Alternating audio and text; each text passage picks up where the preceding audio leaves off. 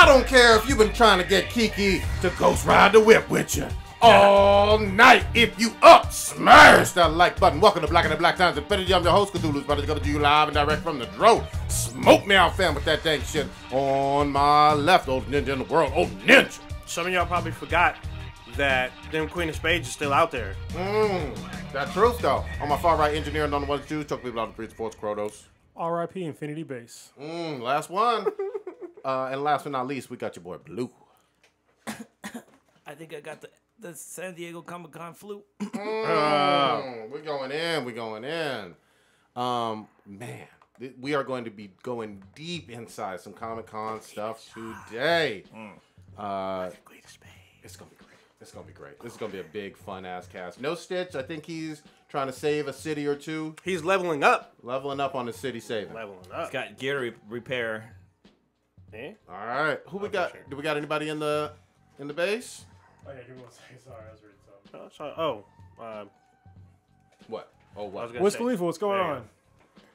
Good to see you, man. It's been a minute. It has been a minute. And our listener of the week would be the Animator. Thank you for listening. We appreciate it. Hell Really? yeah. The Animator. That's a new one. We got some listeners. No, he's not. He's been on there a couple times. Oh, okay. We have listeners in Nepal. That's new. Viva Yeah, Nepal. that's Viva a new Nepal. city. Or a new country. Shit, Yeah. not city. My dear brother Noopsy. That's good shit. We gotta die. Oh, I'm sorry. Do we have any pouring out of malt beverages of any sort? So we're gonna do a little spill of some bubbly for Demi Lovato, even though she did not She pass. alive, bruh. She did not pass, but she was hospitalized for drug overdose, Heron. heroin or possibly meth. Still unclear, but we wish her well, and we are thankful that she's still with us among the living. Is it Demi Lovato or who? There's a girl that's a pop singer that does jujitsu. I think that's her, isn't it? Yeah, she does it. Yeah, that's yeah, kind of she does crazy. She's got her blue belt. Yeah. Huh. She's like big into it too. Yeah. She wants to get a black big into belt. her drugs too. Yeah, you're not gonna get your black belt if you're on a whole bunch of drugs. Heron is not your friend. Yeah. Well, no, because you could do cannabis. A lot of people know that. You do cannabis and roll. So she's a recovering addict. So yeah. she was sober for a good maybe 6 or 7 years and relapsed.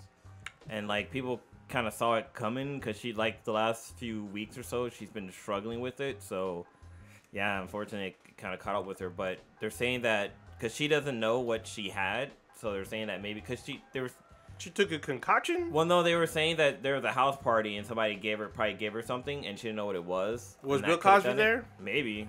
No, he's in jail, isn't he? I'm sorry. No, he's still out. I'm sorry. This is no shade to her. I'm glad she's still alive. But you got to know what the fuck you taking. I mean, When you're at a on now. party, shit be flowing. hold people on. just In give you heroin, shit. where you inject? Am I hold tripping? on. You are Demi Lovato. You shouldn't be taking shit from strangers. Like you should know what the fuck you're saying. That's So- true, too. And isn't it an injectable, right?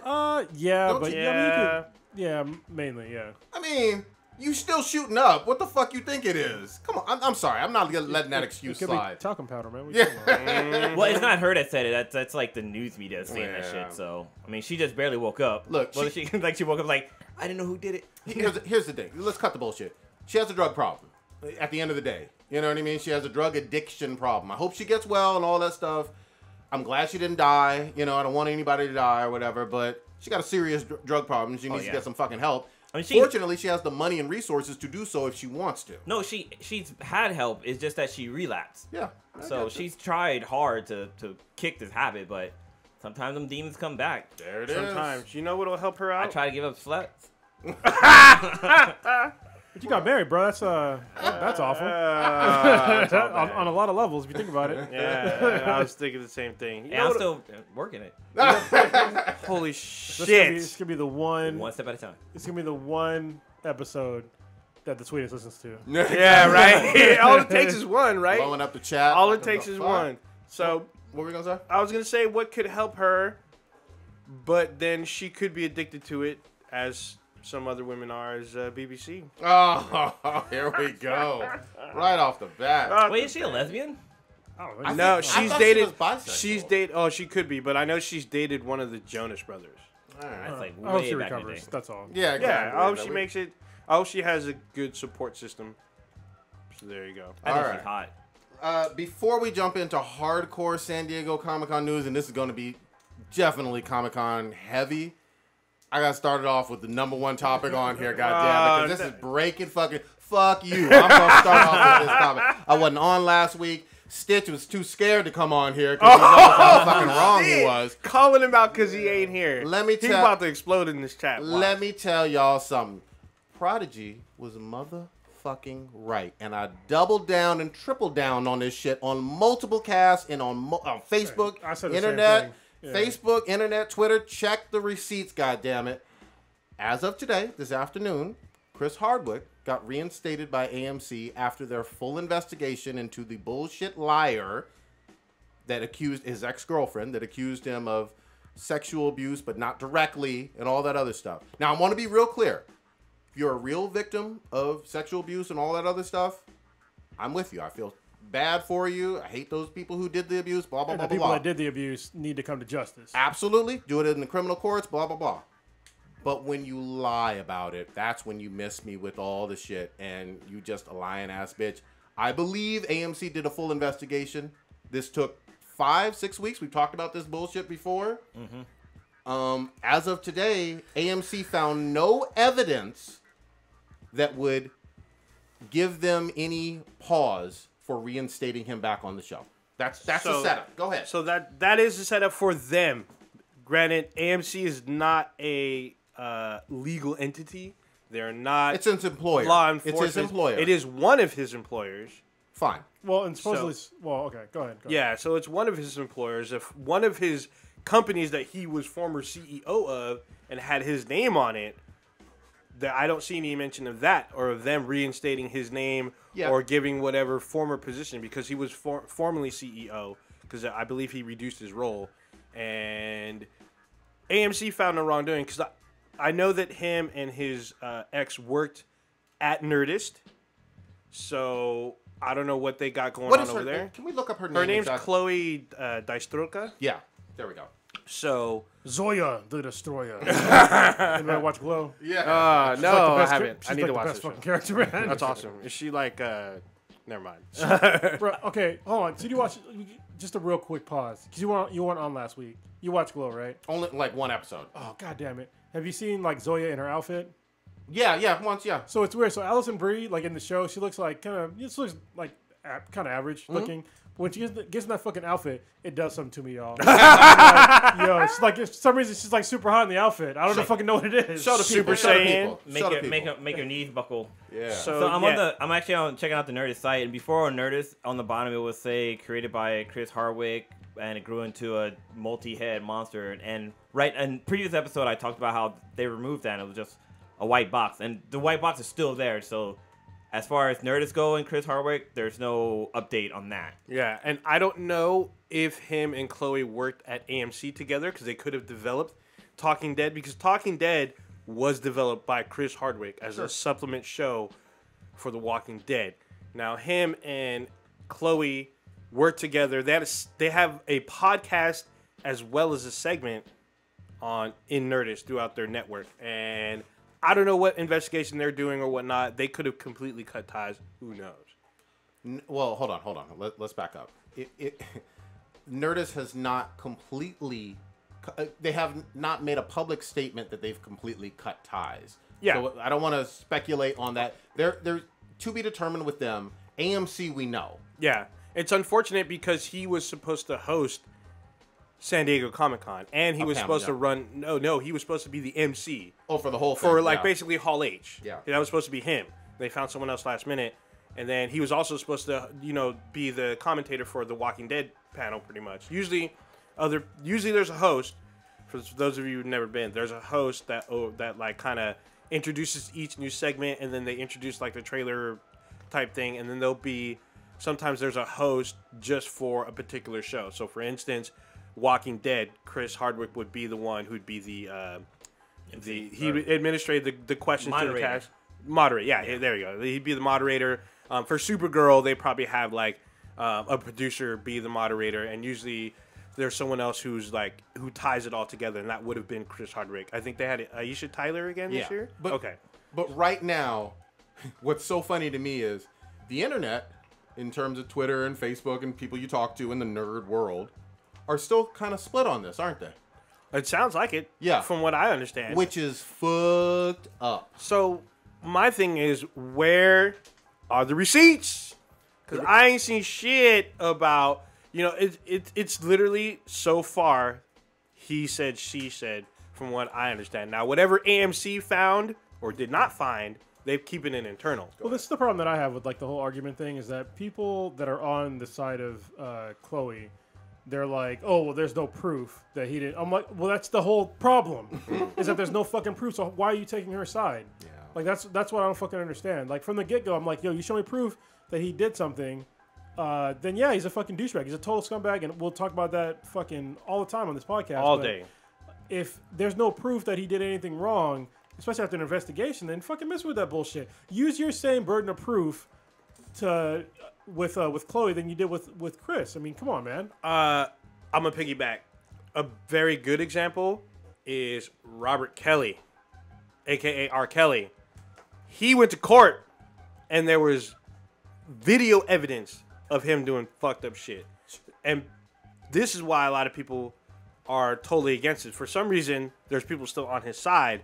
However, there's discernible evidence why people say he's a piece of shit. We've all talked about R. Kelly multiple times. Yeah. I don't want to go down the R. Kelly rabbit hole. No, it's not. I'm just saying, in comparison, there's evidence for R. Kelly, Chris Hardwick, it's he said, she said. Okay, hold on. We got to back up and be real specific and clear on this. She changed some of the words in her initial statement. I think from abuse to violate or something along those lines. Mm-hmm. Let me be clear on that. The other thing is, it sounded like it was a bad breakup from her perspective. Then he put out some texts proving, at least from those texts, that he broke up with her and she wanted to get back with him. The relationship is 4 years in the past. And people ignored that too. They were like, oh, that could just been fabricated. I'm just like, oh, that's some proof. And meanwhile, there's literally no proof on this other woman's side. Well, I mean, come on, man. On top of that, and we talked about this on the cast real clearly, not only his mother-in-law, Chris Hardwick's mother-in-law, his current wife, three previous exes, all of them vouched for him, saying, this isn't the person who I know in terms of in a relationship. Yeah, I would find it hard to believe that both the person before your ex and the person after that ex didn't have any kind of problems that you were talking about. Yep. You know what I mean? That's just like, if somebody's a scumbag, generally speaking, they're a fucking scumbag to everybody. Yep. It's not just one specific person. Yeah. You know? Yeah. And those women didn't have to go out of their way to be public and say, yeah, this probably isn't him. Because this isn't the Chris I know. They didn't have to. Because I'll tell you what, my ex, I wouldn't say if something happened to her, I'd be like, I wouldn't give a fuck. If somebody said something bad about him, I'm like, I wouldn't say you'd shit. be smoking the cools in the background. Don't give a fuck. Yeah, don't give a fuck. I mean... Actually, I'd probably talk shit. Yeah, right. You pile on. Oh, yeah, probably. We got to be honest. The people who jump to conclusions, which are the vast majority of the people who heard this story, were wrong. Nobody's going to admit it. Everybody's going to be like an ostrich and fucking bury their heads in the sand. We're going to hear crickets and shit. But the truth is, AMC did a full investigation. His main employer. Yes, Nerdist could do their own and blah, blah, blah. But if there was some truth to it, they have a vested interest in removing him. Well, if there was any truth. That was the other funny part, is that people were like, oh, well, it wasn't proven in court. I'm like, that's the whole fucking point. If she would have fucking went to court, then we would have known. She didn't even name the motherfucker. Yeah. This is all, it was hints and innuendos to discredit him. And it worked because half of his fan base is like, oh, he seems like a scumbag. Only based on her lies. Well, it's not only that. He missed, like, revenue. Yeah, of course he did. Which was literally stripped from him, like, within a day. Talking Dead's ratings are not going to be as good as they were. So wait. I don't think they will. There was no legal action that was ever taken from her to him? No. Literally, this was suspicious. It was a magazine article where she didn't name him. But wasn't like an online blog or some shit? Online blog, some type of shit. Yeah. Where it completely tried to sink his ship, his celebrity status. Remember, this is a father. This is a husband now, to somebody else. She didn't give a single fuck. This was a bitter ex-girlfriend and a lying-ass bitch. Let's be real. Nobody wants to call her that. But why do we have to tiptoe around the subject when a woman lies and falsely accuses a man? I don't get that. And cost a lot of money. Exactly. Yeah. This was a torpedo attack on him. And now listen, had I been wrong, I would have had to eat crow. I would have come on here and said, "Hey, I'm sorry. You gotta eat them sour grapes." I would have eaten sour grapes on it. Sour Seriously. grapes. But flip side isn't true. The internet, nobody wants to admit the fact that, hey, I was fucking wrong. You know what I mean? And it looks, so far, it looks like he was innocent of everything. Right? I mean, there's no two ways about this. We'll see until next week whenever. Oh, Stitch is going to try. He going to try to weasel his way and backpedal. I've seen it already online, that bullshit. I've read the thread and I was like, I'm not getting involved. Yeah. I'm not getting involved. Because they're wrong. They are. They are. And for me, I would stop my petty trolling and whatnot if you just said, hey, I'm sorry to Chris Hardwick. You know what I mean? He seems like the victim in this. I'm sorry to the people who, were believing him and I was against. If you say that, I'm done. Yeah. But nobody wants to fucking admit that bullshit. Well, they want to bring up stupid ass, made up statistics like, oh, well, only 2% of the time is it a lie. You don't fucking know that. You just pull that shit out of fucking thin air. Yep. You know what I mean? Yep. And it's just like still, like how many men actually rape a woman? It's not that many. And to have like basically every man be labeled as like some kind of rapist or a fucking sexual assaulter or some shit like that, that's fucking wrong. And I see a lot of dudes doing that shit too. It's like, what the fuck is wrong with you? Do you rape somebody? Have you ever in your life felt the need to physically assault or sexually assault a woman? If so, you're a fucking piece of shit. Yep. You're part of the problem. But for the vast majority of the dudes that I fucking know, that never comes into their mind. Ever. Nope. And if it does, goodbye. Like, like you should not, you missed my filter a long time ago. Yeah. Now, the petty part of me wants to say this line too, and I will say it. When a man wrongly sexually assaults somebody, you hear all this stuff about fathers, teach your sons not to rape women, blah, blah, blah, teach your sons respect. All that shit, you've heard it. We've all seen it. You haven't seen anything about, hey, mothers, teach your daughters not to lie on men. Never seen that. Well, somebody's going to say it's a low percentage, but it fucking happens. Hey. It happens. Hey, I'm just saying this is ugly. That 49er that happened earlier this year was another ugly example of a chick just literally lying. And this is one thing that needs to be very fucking clear. It happens way more when the dude is successful. Like people are like, oh, the number is low. It's because you're talking about like people that are like janitors and shit. Fucking working with nobody really gives a shit. You have nothing to gain. Yeah. But it happens way higher when people make money. Yeah. That's what I've seen, at least in my experience. So that's kind of anecdotal, but it's fucking true. Yeah.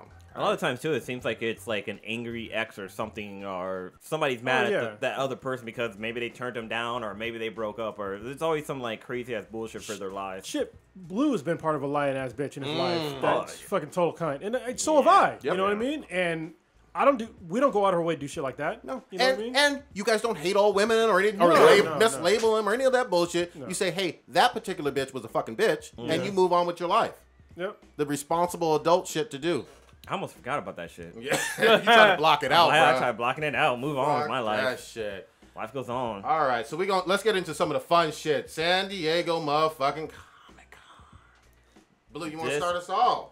All right, so this is actually my first time going this year, and oh my god, that motherfucking place is packed as fuck. There are so many goddamn people going to this thing, and first of all, San Diego Convention Center, that motherfucking thing is huge as fuck. It's like maybe like a mile long. Man, we were walking for days. Oh, you walked from one end to the other? Well, no, because like I got dropped off over at Hall H when I first got there, and Prodigy was all the way over like in Section C, and like to get your badge, you have to like signals and shit. Yeah, it was basically like that. Like I had to walk all the way down the whole entire convention center to get down to the other side, so before I can get like, because when you get your badge, you only got your badge, you didn't get a lanyard, so you have to go and pick up a lanyard, which is all on the other side of the goddamn convention center. But yeah, that shit's long as fuck. There was a whole bunch of people, but man, there was some cool shit there. Like we got to see some cool panels. We got some exclusive looks at things. We did some interviews. Oh man, it was off the chain. It was a lot of fun. I enjoyed myself. Good fucking shit. I'm glad you enjoyed, because only a handful of us has gotten the experience. So now you're part of this elite club now. We're gonna do it all next year. One of the things that happened while there, the Titans trailer, live action Titans, let me be clear, trailer dropped. Everybody on the internet has seen it. It was one of the #1 trending ass topics. What do y'all motherfucking think? Wait, which one? The live action Titans trailer. DC's Titans. DC, can you stop with the fucking gritty bullshit? Like, it does not belong in Teen. And I know they dropped the Teen, but it's still, to me, it's Teen Titans. Yeah. Like, I don't give a shit what you name it. It's Teen Titans, and you're up there, fuck Batman. What the fuck are you talking about? Get the fuck out of here. Swear to me. Yeah, and then fucking Starfire looks like trash, and then people want to talk about, oh, it's racism. Look, I'm a black man. I got no problem with fucking black women. But she doesn't look like Starfire, and she has a fucking fur coat on. What the fuck is that shit? Well, no, it was crazy because like there was a girl on somebody who posted up a video. Like I guess she's a cosplayer, and she did like she's a black woman, and she did her makeup. Like she painted her skin orange, and this chick looked more like Starfire than the Starfire in the show. And I've seen that too, and that's the way it should be for somebody to sit there and be like, "Oh, this is a reimagining," but she didn't seem like Starfire to me at all, like at all.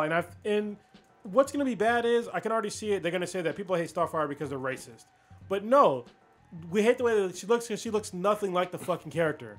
Nothing like the fucking character. Yep. All right, Beast Boy, I was actually kind of okay with, but he doesn't even change. He's just green hair, and he jumps in the air. Well, I'm sure in the show, if it doesn't change in the show, I'll be fucking very disappointed. Well, doesn't his skin turns green like in one scene, I believe? It sure kind of looks like it, but it's real quick. And I know that people were saying apparently like Starfire goes to a 70s party. That's why she's wearing the fur coat and looks like she's what she's wearing. I'm like, okay. But then like, if that's the case, why don't we see her in her her native people's like dress? Because that's what she wears. Especially given the fact, so this is how I know this is a lie. Because when they first showed the photos of the Teen Titans and they saw her with a fur coat, they were like, oh, it's because she was wearing the coat because it was cold outside. Yep. That's exactly what they fucking say. Y'all can look up on the internet and go back and fucking see. Line of tape. And now it's in the show. I'm like, she should not be wearing a fucking fur coat. Like, that shit looks stupid as shit. It looks like trash, man. I wasn't even very impressed with the actress that they chose for Raven either. She is supposed to be an emo girl. There's no doubt about it. Yeah. An emo kind of goth girl, but she just doesn't have the look to me of like any Raven I've ever seen. The voice too is kind of off. Like I don't know who originally voiced Raven, but she did a fantastic job of like an emo chick. Yeah, Tara Strong. Oh, is it Tara Strong? She's bad. Obviously, she's a fucking pro. Yeah. But they should have had somebody kind of emulate her. And this is the problem that I have with like newer shows that are coming out or just newer anything that comes out is that they want to put their own spin on things. But it's like, okay, your own spin on things is not what brought the money to the table. Yeah, the money to the table is like the original content. Yeah, I was gonna say that like this is a subscription service that you pay for. These are your fans that are wanting to watch these shows. They want to watch the fucking character, not your imagination of these characters. They want this to look like it came straight from the fucking comic book, not this bullshit that they're throwing down our throats right now. Real quick too, no Cyborg, which obviously we have him in maybe Justice League. Yeah, I'm not that butthurt about Cyborg not being in it because instead of him, they have Hawk and Dove, which you see briefly in the and apparently there's supposed to be more. Like I believe Tara comes out later on, and there's some other character I kind of know. I don't know if Blue Beetle's in it. That'd be probably cool, not. I doubt it. But still, the whole fuck Batman thing that really rubbed me the wrong way. I was just like, what the fuck is going? Like you don't understand the character. You know what I mean? Like this wasn't a. I mean, Dick Grayson at one point, he was pissed off at Batman, but he wasn't still wearing the fucking Robin suit. Yeah. He was wearing the and he was still respectful to Batman. Of course. The one person that was disrespectful to Batman and Jason was Todd. deservedly was Jason Todd. Yeah. So that was not that Robin. So my question is because I know that Nightwing is going to be in it because I guess Dick Grayson starts out as Robin, then becomes Nightwing. Are they going to have that? Or that's the whole premise of the story. Okay, all right. Is that he's trying to break away from Batman and he forms the Titans and becomes Nightwing in the show. My question is, are they going to have Tim Drake or Damian as Robin in the show? Either way, man, this just doesn't feel like my type of Robin. No. Yeah, because I guess way back in the day I had to see like some of the guys from like Comic Noobs and Task and all them. They brought up Tim Drake.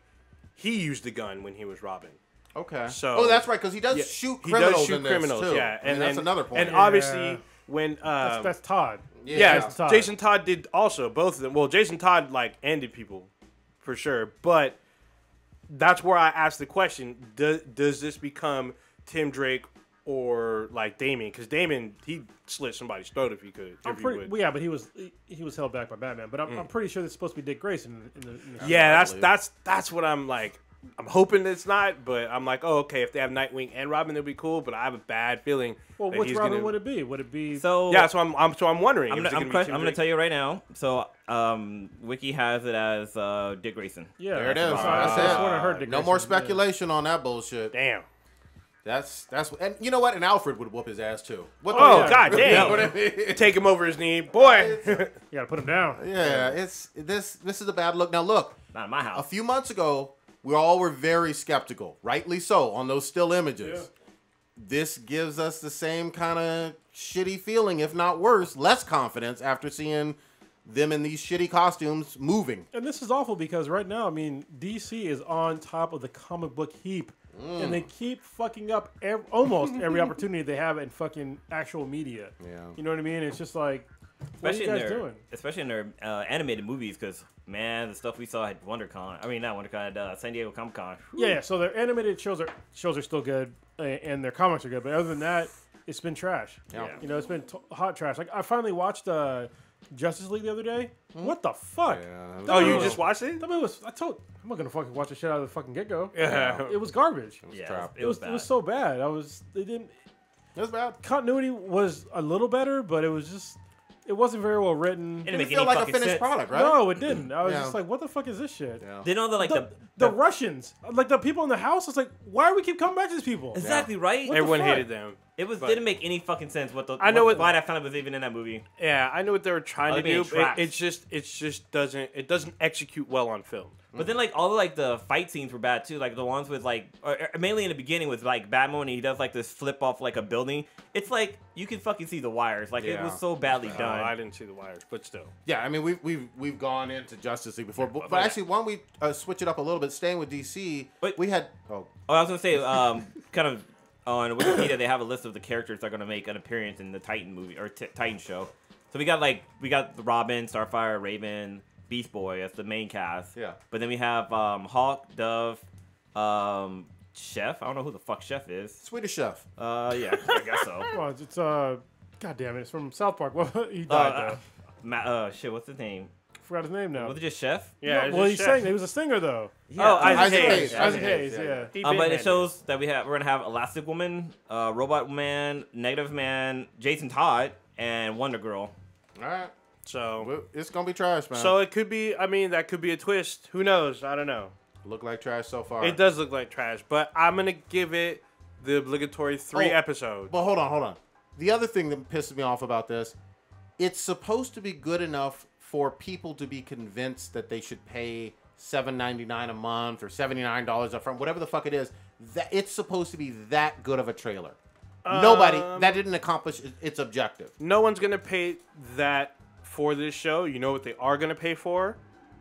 Young Justice season 3, because that is exclusive to the streaming service. I tend to agree with you. All I'm trying to say though is this was supposed to be another one of their exclusive marquee shows, and it just didn't hit the mark on the trailer. No. The other thing though, I will say with this DC Access Unlimited, why can't I get confirmation on a simple fucking fact? And it's been pissing me off ever since they announced this shit. Do they have all of their animated movies from their, from the DC universe on there instantly available, or is it just some? They have not confirmed that. I've looked all over the fucking internet. Why won't they answer that simple goddamn question? Because my money is dependent on that. That's what I want to see. Okay. Makes sense. I thought it was everything DC's ever made, include did you I watch haven't heard that confirmation. Did you watch the DC Universe trailer? Because it says in the trailer, and it shows like the 70s Superman. It shows like old ass fucking TV shows that I forgot about type shit. I have not heard the specific confirmation of about all animated movies or shows. And they've said some. They've said a bunch of them. Okay. But I have not heard 100% of them will be there. Yeah. I did talk to somebody at San Diego Comic Con about it, and they said that they are going to have some exclusive content on there, and they're going to have some shows that, like some of the old shows on there, but they might be only on there for a limited run. So they might be on there for a couple of months, and then they will be unavailable again. Fuck it. But they said they will have a large catalog of their comics on there. All right. Oh, that that's you will right. be able That to thing check out. that was cool because they will have digital comics, which I thought was interesting as well. That's also in one like their extended trailer. Yeah, some of the exclusive stuff they had is like Doom Patrol, Young Justice Season 3, Young Justice Outsiders actually, obviously Titans, and there's like Swamp Thing. I didn't even know they were developing a Swamp Thing. There's also Live like- action or animated? Yeah, I believe a live action. All right, that's I didn't even interesting. know. Let me see the trailer. I'll wait for the trailer. What though. is Yeah, also there was no the- trailer. It's just showing There's also the what's the name? Harley Quinn. It's an adult, not like porn, but like it's an adult theme Fuda? I need porn. comedy. Okay. I mean, I'm down to give it maybe a try, but I want all the animated stuff on there. I look like at we got launch Stargirl forever. show on there too now. Well, let's switch it up Fucking though. good about that Staying with, over at Comic-Con, they had 2 really big trailers that got a lot of buzz. One was Shazam and one was Aquaman. Which one y'all want to start with? I'll start with Aquaman. All right. You mean Black Panther? Underwater. Under the sea. Underwater Underwater Black Wakanda. Panther. Yeah, it was cool, I guess. I mean, I might watch it, probably not in theaters, but it's difficult for me to like get hyped about it because Jason Momoa is not Arthur Curry. You know what I mean? Like, I wish they would have just made up a new fucking Aquaman just for him because he's a cool ass dude. I like his character, but he's not Arthur Curry like at all. So Different character. Well, for me, I enjoyed the trailer. Like, I love the scene in the beginning with the little kid by the aquarium, and he's getting bullied, and like the shark comes down and it's like, hey, back up off my boy. But everything else was pretty cool. I like how they got rid of the fucking blue eyes that he had in fucking Justice League, because that shit just every time he came on the screen, it just took me away from that movie. I'm like, that's some badass looking goddamn contacts. Like, you get that shit from like the dollar store or some other goddamn place. But overall, I thought the trailer was pretty good and actually got me a little bit hype about Aquaman. But they didn't really. It didn't. I mean, I guess the main villain's gonna be his brother and Black Manta. But I don't know. I always thought Black Manta was his brother. No. Or was he No. just a black dude? He's just a black dude in a suit. Back in the day, he wasn't a black dude. I think they retconned him to be black, and then they. Well, he didn't take off the helmet. That Yeah, was the he thing. didn't at first, but then they made him black, and then they retconned to where Calder, he's his son or whatnot. Because before it wasn't like that, but still cool. It'll be interesting if they bring in Calder. I doubt it. Yeah. That'd Probably be not dope. for the first one. What'd you think, though, old ninja? Yeah, Wakanda in the Sea. It looks interesting. I'm intrigued, but I'm not like super hyped. I still, because of the previous DCU movies, I'm cautiously optimistic. Okay. That's So- fair. I mean, I'm cautiously optimistic as well on Aquaman. We will see. One of the things that really worries me, though, at least my impression on the trailer, it looked like people were talking underwater. And I remember in Justice League, the way they handled that was to put them in a bubble of some Yeah, sort. they like evacuate all the water from the room. But it's going to take me out of the movie if I see people, Atlanteans, talking underwater and making all these sounds and talking all normal. That's just not the way sound waves work underwater like they would on land. That's going to be weird for me. So Yeah. maybe that's nitpicky, but Well, yeah, because remember in Justice League, like when they talk, they was in a like bubble. it looked like they just pushed the water aside. yeah, fine. Yeah, fine. so- But in this, the they're like- trailer had like people screaming and people talking, just underwater regular ass, and that was weird to me. I guess it'd be like SpongeBob, how he's fucking underwater With and a pineapple. and he talks and shit. And there's you a scene go. where he starts drowning in the water. What about Shazam? We kind of going back to Aquaman. Was this Stitch that posted this about the poster? How he's underwater but he's wearing like leather pants. Yeah, That's fucking weird. yeah, it is weird. I mean, it's comics. All right, so Shazam. So for me, I don't know about this movie, man. Like, I Really? am not liking that fucking suit. Like, I don't like that it lights up. Because when I first saw it, it made me think of Black Lightning. And I don't like the suit in Black Lightning just because he's a guy who works at night, but he's wearing a goddamn light bright suit. Like, everybody's going to fucking see him. But this suit just looks fucking ridiculous. Like, it looks like a small dude in, like, a big suit. Like, it doesn't look right to me at all. Like, I'm not really digging it. Like, even though this is kind of like his kind of him coming into his powers, it just doesn't, I don't know, it just don't feel right to me. All right, Carlos, what you got on Shazam? I liked it way more than Aquaman. So me and Blue are not agreeing for once. It's pretty rare, but yeah, I liked it a lot. I liked the the fact that like a grown man is in like a kid is in a grown man's body that has like superpowers and stuff. I thought it looked way more fun than Aquaman to me. So I'll be way more likely to see that in the theaters than I am Aquaman. Even though I love Jason Momoa, like I love it, and he always gets screwed in roles. Yeah. And it's good to see him like finally get like a lead role in a movie that's probably not going to flop because he like Conan. I actually enjoyed Conan. That shit flopped. It flopped, and I was like, I can understand why. Yeah. But hopefully, Aquaman will redeem him. So Hopefully, I mean, I think it's good. I think it's his biggest budget movie that he's ever led in. I will say that. You know what I mean in terms of Momoa, and I do like him too. Shazam won me over quite a bit, man. I will say this: I was watching it with Mishka and my kids. All three of them were like, "Who the fuck is Shazam? I don't care about this motherfucker. Why are you making us watch this?" And then I put it on. At the end of those 2 minutes, they were all fucking excited. Like, "Oh yeah, I like this one." The wizard powers and fucking a kid like a big with Tom Hanks basically with superpowers. They were all fucking down. So it achieved its objective for people who knew nothing about the character. At least in my household, I loved it. What you the got? suit just takes me out of the movie or out of the trailer. Really? Because it looks all like foamy and shit. Like he's And he flossed from Fortnite. That was cool. That was a very culturally recent reference. Old Ninja, what you got? Yeah, actually, it does look fun. I was curious to see what they're gonna go with, which way they're gonna go with Shazam, and it's funny to me because I guess people are reporting that the DCEU is dead now, but then like we have Aquaman, and then we see Shazam making references to Superman and Batman in the trailer. Oh yeah. So I'm like, all right, well, whatever. But the suit does look kind of strange, but I bought it because. I don't know, maybe because I know about Zachary Levi being like a toothpick kind of dude, and I know he worked out for the role, but it's just, it is what it is, and I'm looking forward to it. I'm just curious to see if Black Adam is going to be in this movie. That's a good question. That's a real good question. They're making a standalone for that, right? For supposedly, with The Rock being Black Adam, but it's like, if not, who the hell is Shazam going to fight, and are we going to care? That's a good point. I would say...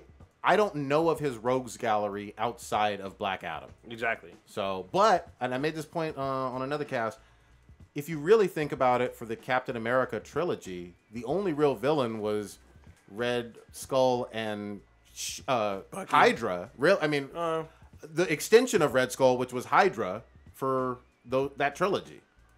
You know what I mean? That was it in the second one, and the third one was really an Avengers movie. Yeah, the third one felt... But, I mean... Winter Soldier was about Winter Soldier, which is like a villain turned anti-hero by the end of the film. All Hydra. Extension of Hydra. All Hydra. I did a quick Google search for Shazam villains, and only 9 came up.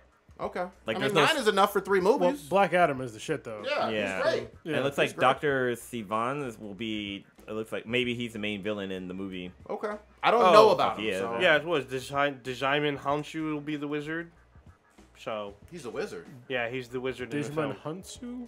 Is that I don't know. Did he say? What did you? Djimon fucked that all up. Bushmaster. God damn. This Black Ace chick. He's called him Grey Poupon. That was fucked up, man.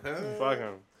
Fucking shit. All right, so at least from those trailers, DC seemed to do all right. You know what didn't do fucking all right? I sat in on a goddamn pilot episode of that shitty ass Charmed reboot. Oh, I can't believe. Well, actually, no. You have admitted to liking Charmed. That's what I was like. Why the fuck? I was tripping out. Like, why is he at Charmed? Why? I like Charmed too. Yeah. Okay. I've probably seen a good 80% of their episodes. Yeah. Okay. Yeah. That's why I didn't. That's why I didn't say anything. I was like, oh yeah, he does like Charmed. But you got to see the pilot, so it was 3 hot chicks. Yeah, exactly. So, I mean, how could you go 2.5, wrong? no.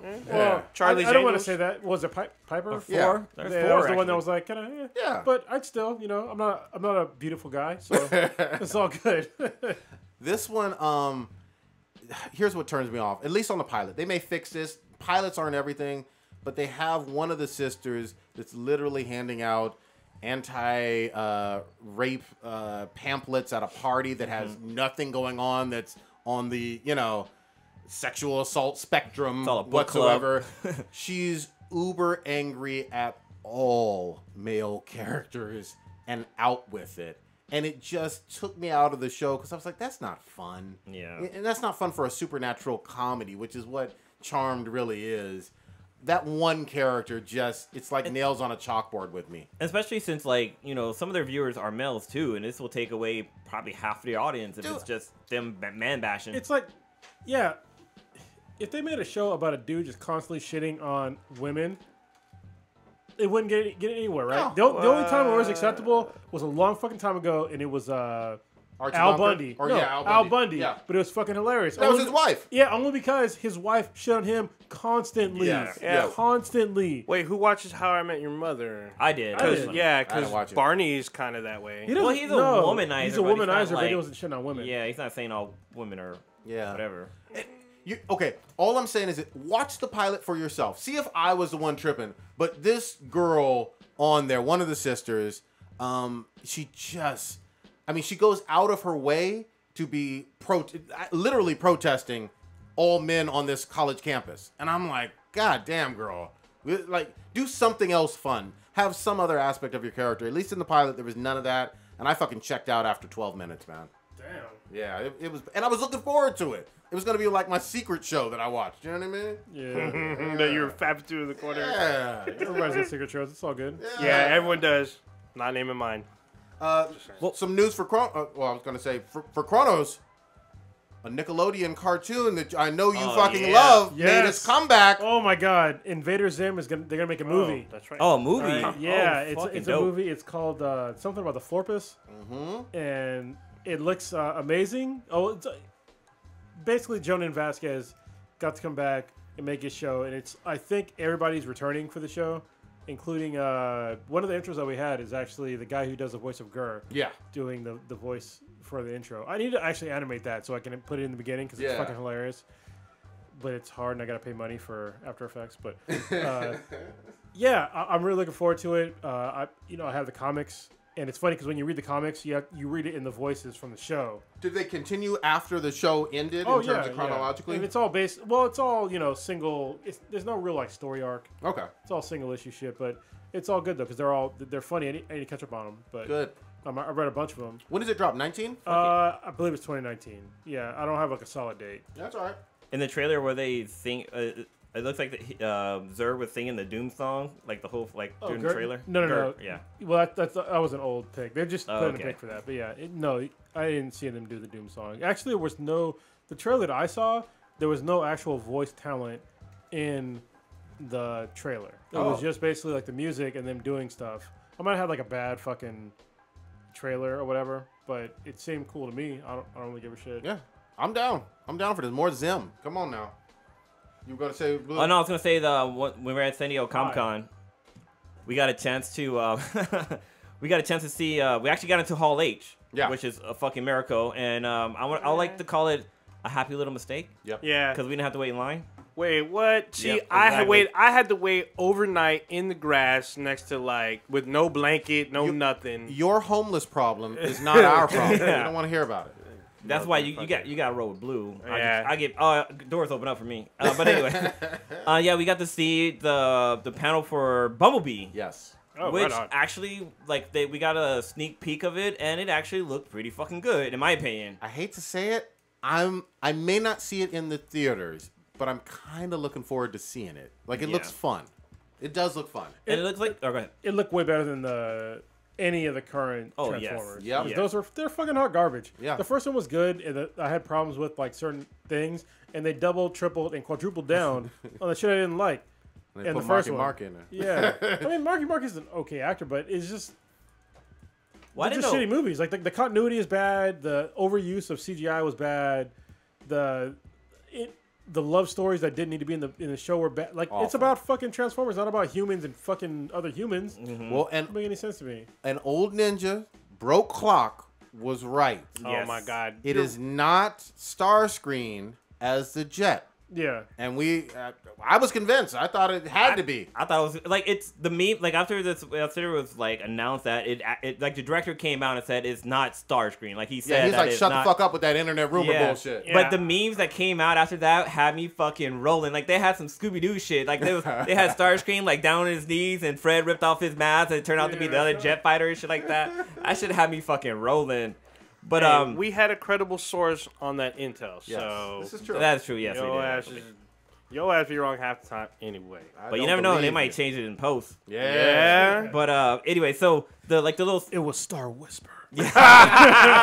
Oh, but there's two other Decepticons in it, and one of them is voiced by Angela Bassett. Yeah. Oh, Wait, shit. what? Yeah, she is in this movie. She voiced one of the Transformer, and it's pretty badass. Like her voiceover for the robot or for the Transformer or the Decepticon. But the little snippet that we got to see, it kind of shows you. So actually, I didn't even know John Cena was in this. John Cena, you So- can't Yeah, see he's in him. the trailer. Because you couldn't see him. Yeah, even though he is in the trailer. I If fucking missed him. if you can see him. But yeah, like it was cool for the panel. He came running out and shit. That was kind of dope, and like he was kind of super energized and How shit. did you know he was there, though? They kept saying some name, and then like clothes started floating around.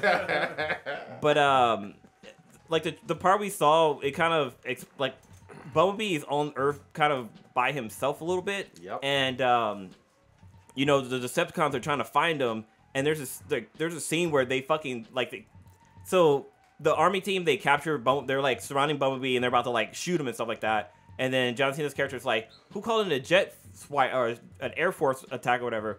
And then like all of a sudden this Decepticon comes in and like grabs Bumblebee, and they're like fighting and shit, or like going up the hill like some shit from like the Matrix. He's like fucking pounding on him and shit. And then he like Bumblebee's like tiny compared to this other to the Decepticon, and he's fucking holding him, and he just fucking shoots him and drops him. And then the Bumblebee goes falling down, and before he like dies or whatever, or before he powers down, his automatic systems is going around scanning things to kind of get his I can't remember what they call it, but it's for him to get his new body or whatever. And he scans like he doesn't scan a bug at first. He scans like a double wide, like a Winnebago, and some other things. But eventually he Did you say a Winnebago? isn't that what it's called? A Winnebago. A Winnebago bagel. We really need to get you and Joe from Pre-Recorded Live to like just say things. Yes. Like complicated words. Yeah, just a list. Well, it's not that. I always thought it was called a Winnebago. No, it's a Winnebago. Isn't that what I'm saying? No, You're saying what I'm saying. What the hell?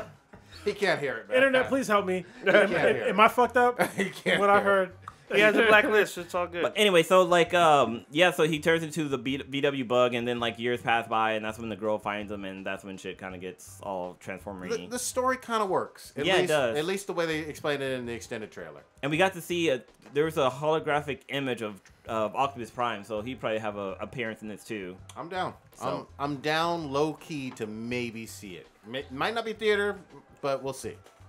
The other one, we went to a panel.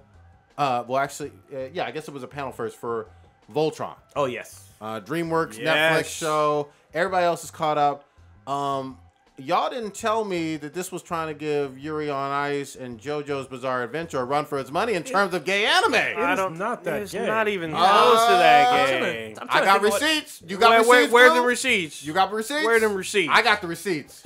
As far as the first season go, I don't have the receipts, but Yeah, so I do know that there is a voice actress Nope. who is LGBTQIA, whatever letters are after that. So I know that Pidge is a girl. yeah, Yes. Yeah. but Or she's woman. the actress. Yeah. And she's on Arrow. Bex Taylor Klaus. But there's not that many gay characters in the show. Oh, but there is. This came out, and it was on Twitter. This is not me spoiling shit because it was already out there in the world. Shiro is gay. I'm not Shiro's surprised. is gay and in a gay relationship. he is gay. Wait, relationship with whomst Yeah, I'm not You- surprised about Shiro. Well, but so this was we got to see the first episode of the next season, and Oh, that's okay. when it was. Well, actually, we got 2 episodes actually. Yeah. But she was gay, and it's on that black cage Luke Cage fucking Kamachi and Shade's yeah, got. Shade Oh. They level pretty type much shit. had that scene, and I was like, "This is some Kamachi Shade." Yeah, shit. man. Well, I just want to know who yelled out Stokes. I damn was about to shout it. Yeah, Who the whole yelled it out? everybody was like, "What?" I I wasn't Okay, no Stokes. shit. He was like strokes, my dicks, Yeah. strokes my dicks. Yeah, when that scene came out with him and his lover and like in their apartment, just like talking and shit, like people lost their fucking mind. Like people were cheering and shit like that. I'm off to the corner like, what? He's gay? That's what I'm saying. Like, there was like other characters in the show that were like clearly attracted to the opposite sex. Yeah, Yeah, no, I that's hear you. Why I it's hear just you. like what? That's what I was gonna say. Like Pidge, maybe, but she's a woman, so She does cross dress, well, yeah. Yeah. In the beginning, yeah.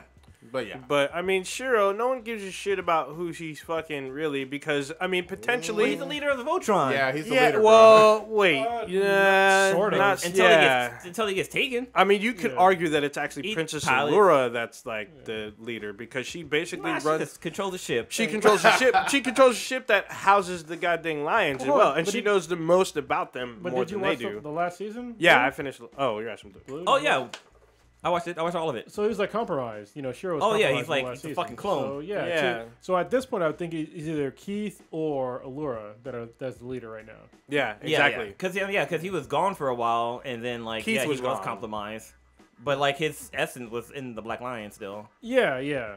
Which Actually, they talk about on the first episode of next season. there's actually like 3 essences, even though one character's dead. Yeah, but I mean, wouldn't we all say that and I think they've admitted it on there that the Black Lion is the leader of the group, right? Yeah, Yes. for sure. But it's not always like the person that's in the Black Line is not always the leader. Gotcha. Sure. It's Okay, like that's you know, like the quarterback is the leader of the team, but they're still like the fucking boy. coach. Yeah, but there's also team captains. You that are had a knocking out. competent sports analogy right there. Yeah. I'm gonna give you props. That was actually pretty good, Blue. A clock is right. A broken clock is right. Every Ah, god dang. But yeah, anyway. You gotta watch like the whole. Oh yeah, Yeah, I'm you gotta catching watch up. all of it. I'm on season 2 already. You are see, dude, you behind. Well, season They 2 have shorter seasons than Yeah, 3, 4, so and 5. the first season's like the longest, Yeah, and I think everything else like goes down, goes like 5, then 6, and I'm 4 enjoying it or though. some. There's like I think the shortest season's like 5 episodes. Yeah, So that was but I'm loving it. One thing they announced at the panel was that next season is going back to 13 episodes. Damn. So they're going back to about 13 fucking episodes. time. But there's more. There's more. Later on this year, we're gonna get another season, and it's gonna be another 13 episodes, but it's gonna be the final season.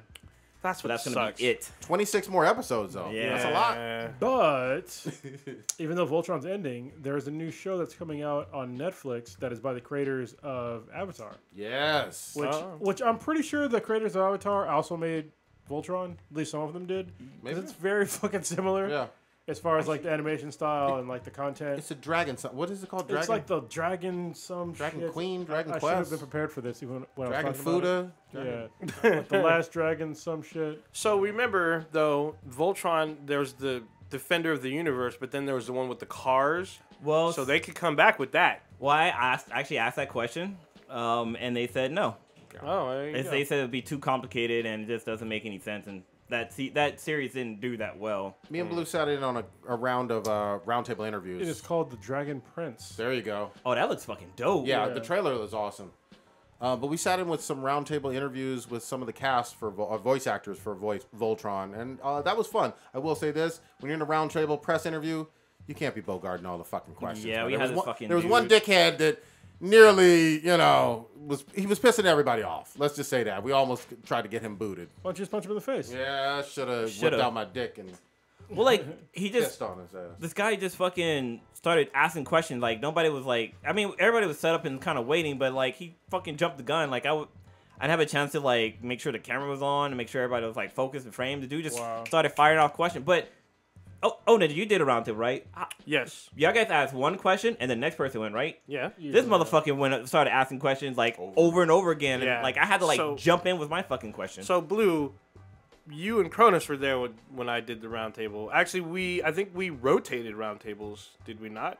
no, Oh you, no, you did it all years. So That's all you- no, when we did Black Lightning, we did roundtable, and then when we did, I think one of the other. I did the Star Trek Discovery.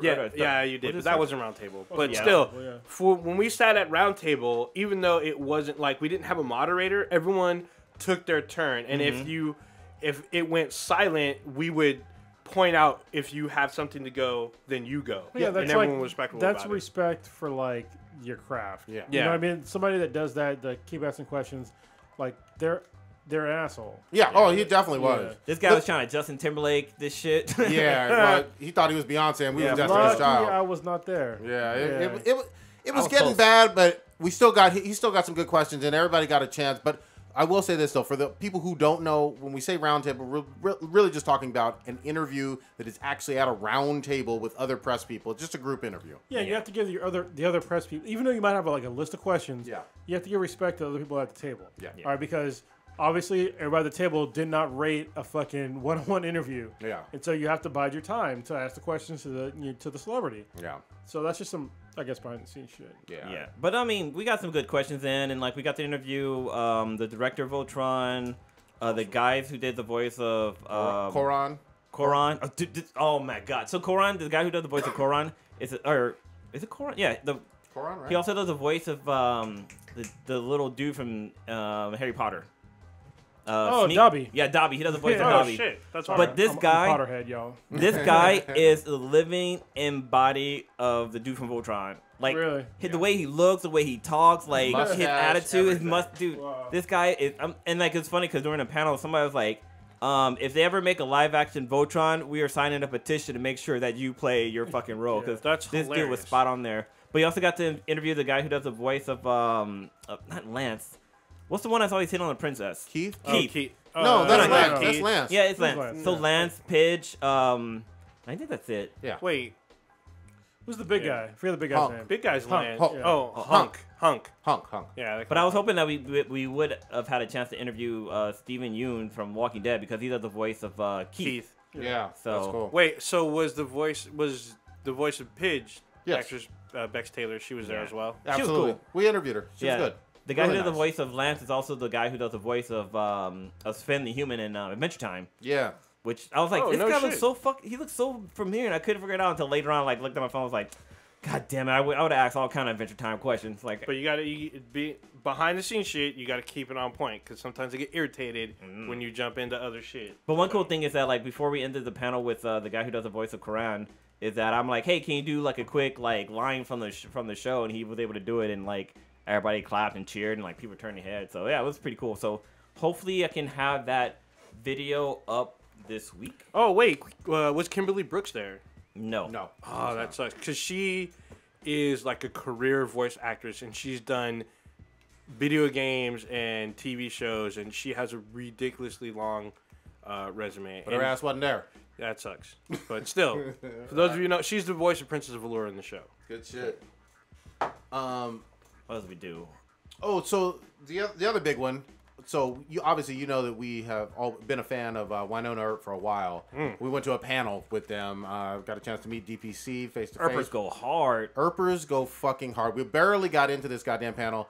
Shamir Anderson, who plays Dolls on the show and who we've had on the cast, he came into the actual panel room running full speed like a running back, screaming, jumped on the table like he had won a world championship. It made me think of like old school wrestling when they come like running down the thing and they're like running around the ring and shit like that. That's what it reminded me of. But yeah, dude, he was full of fucking energy. Full on wild because they announced that they have season 3 and 4 confirmed. So, But the way they did it was fucking perfect. So like they showed like a clip of like next season and like they showed like how they told the cast that they were getting a third season, and then like they were showing parts, but then like the lights dimmed down and it looked like it was over, but then it popped up and says, but wait, there's more. And then they said like, oh, they got a season 4, and then they announced like some other stuff. It was fucking that room was on fucking fire, dude, when they announced all that shit. Yeah, they got more hype than any other panel I've ever been in. They fucking lost their fucking minds over it. Shit. Good panel, fun stuff. They had the comic creator, the IDW comic creator for Winona as well.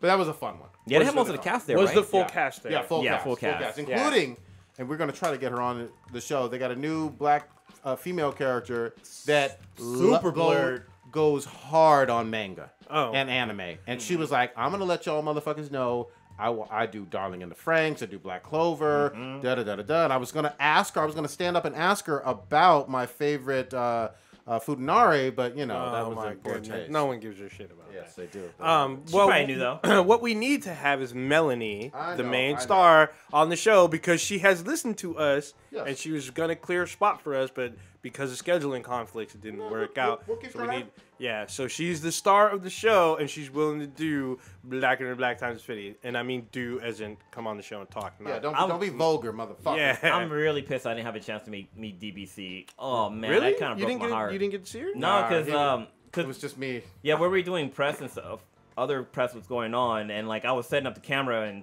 and Prodigy ran into her outside, and I was like, he's like, yeah, I ran into DPC. I'm like, fuck, dude. What? Yeah. It's gone. it's pretty awesome because she has an English accent. Yeah, she's like the only one with an accent on the Yeah, show. she's like one of the only. Everyone else is like Canadian or American, so it's pretty awesome. We're gonna come right back to San Diego Comic-Con in terms of events and panels. There was one big thing that was on everybody's fucking mind that we had, giant pink elephant in the room that we have to address. News that broke during Comic-Con. Oh yeah, Here it comes. With Disney firing James Gunn, the director of Guardians of the Galaxy 1 and 2, for controversial... And slated for 3. Yes, slated for 3. Controversial and very ugly tweets referencing molestation, rape, and child stuff 10 years back in those old tweets. It was huge news. Everybody has an opinion on it. I'm sure the 4 of us have some strong opinions on it. But let's jump into this because it was one of the topic du jour. It's still raging all over the motherfucking place. What say you, old ninja? James Gunn, did Disney get it right? Did it get it wrong? Too far? What happened? Shit. trying to find a tweet that was posted. So I've seen a lot of tweets, and there are not one single like collage has them all. Okay. Like there's a lot of them. Yeah. There's a lot of them, and they're very, very disturbing. I just want to put this out there. Let's not forget that 10 years ago, a full decade, when Twitter came out, a lot of analysts thought Twitter was going to be a fad because at that time, Facebook was king. Yes. Facebook was the leading social media at that time, and Twitter, even though it had a lot of people, it had millions of people. It was like people were saying it was going to die in the next 2 to 3 years, right? A lot of celebrities were on it. A lot of them had feuds and whatnot early on, but a lot of people weren't like taking it seriously at the time.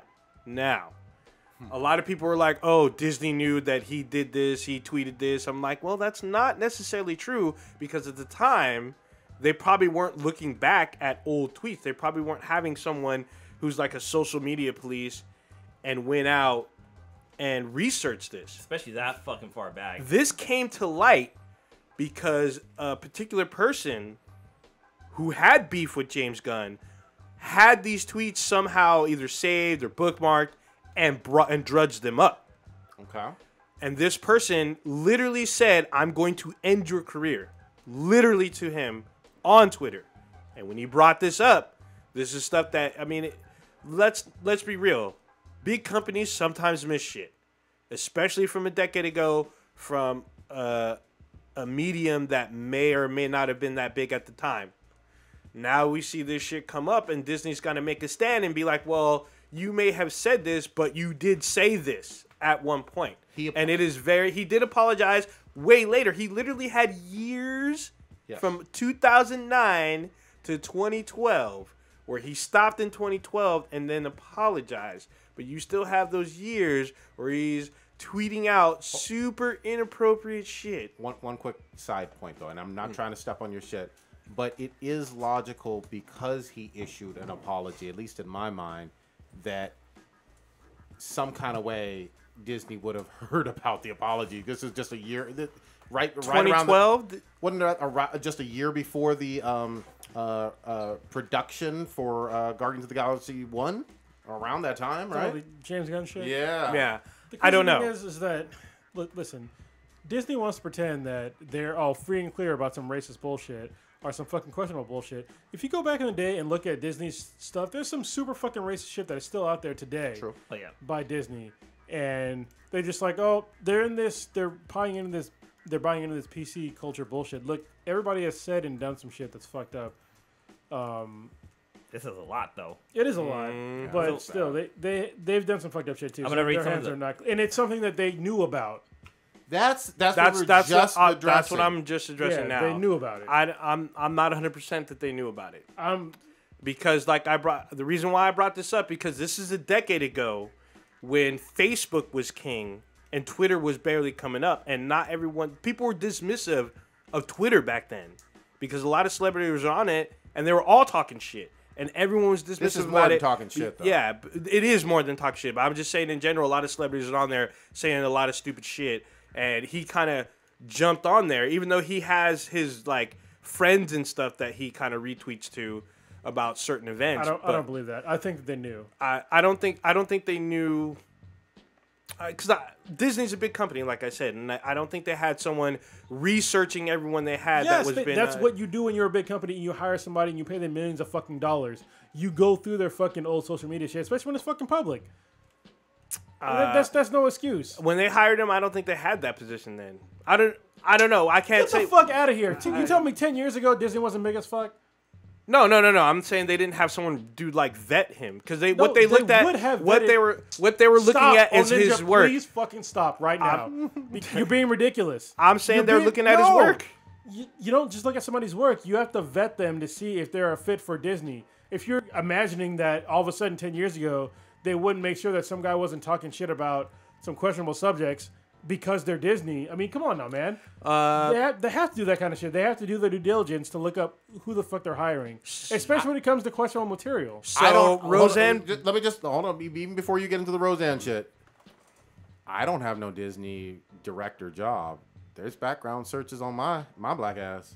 You know what I mean? Like, because you're black. Yeah, true. That's true. But I'm just saying, like, background checks are a thing, and they've been a thing for a long time. And you're saying background check includes the social media data mine? Yes. A quick Google search would let you know, oh, this person has a Twitter. Let's, go down that rabbit hole a little. I mean, literally, he's a public figure, and he's been a public figure for a long time. That's a lot of fucking tweets to go through, though. Yeah, 3 years of tweets that are all fucked up. I'm sure there is technology that can assist you with that search if you really are doing your due diligence. You still have to read it, though. The reason why I say that they probably didn't vet at that time that they hired him is, I mean, if you look at Roseanne Barr, she's had a questionable fucking past, both racist and fucked up, and yet they brought her show back.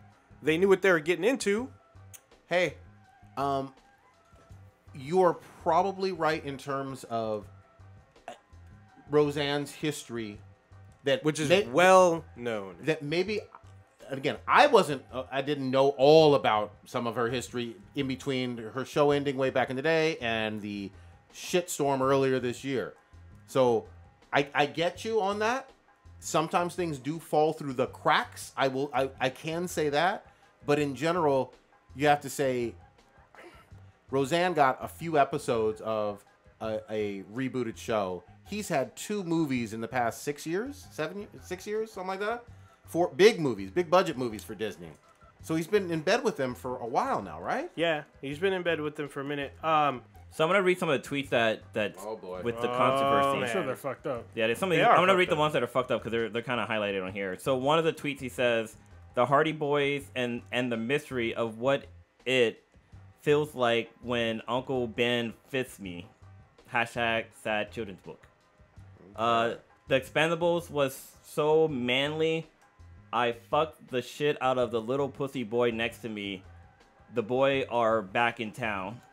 God damn. Yeah. This one's kind of my favorite one. This one's kind of funny to me. You have a favorite one? This one's funny. I don't know why, but it's all, this hotel shower is weakest ever. It feels like a 3-year-old was peeing on my head.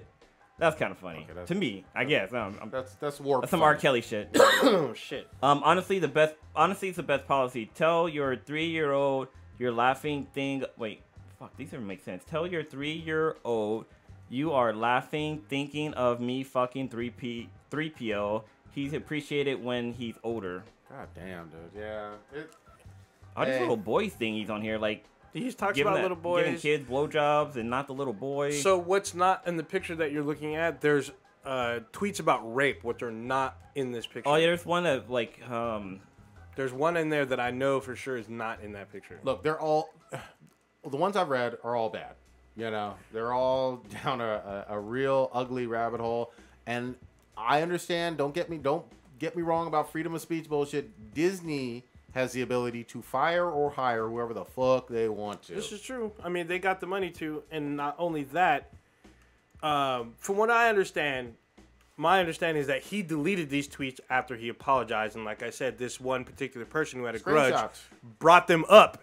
Yeah, because a lot of people didn't know this. No. And the public did not know. Yeah, but this one person did, who threatened him and said, "I'm going to end you," and bring up this shit that he did, and he had already apologized, but it was already like years ago. Yep. So that person is Baron Zemo. Like he literally he broke up the Avengers. Like he was able to do it. He also came after another.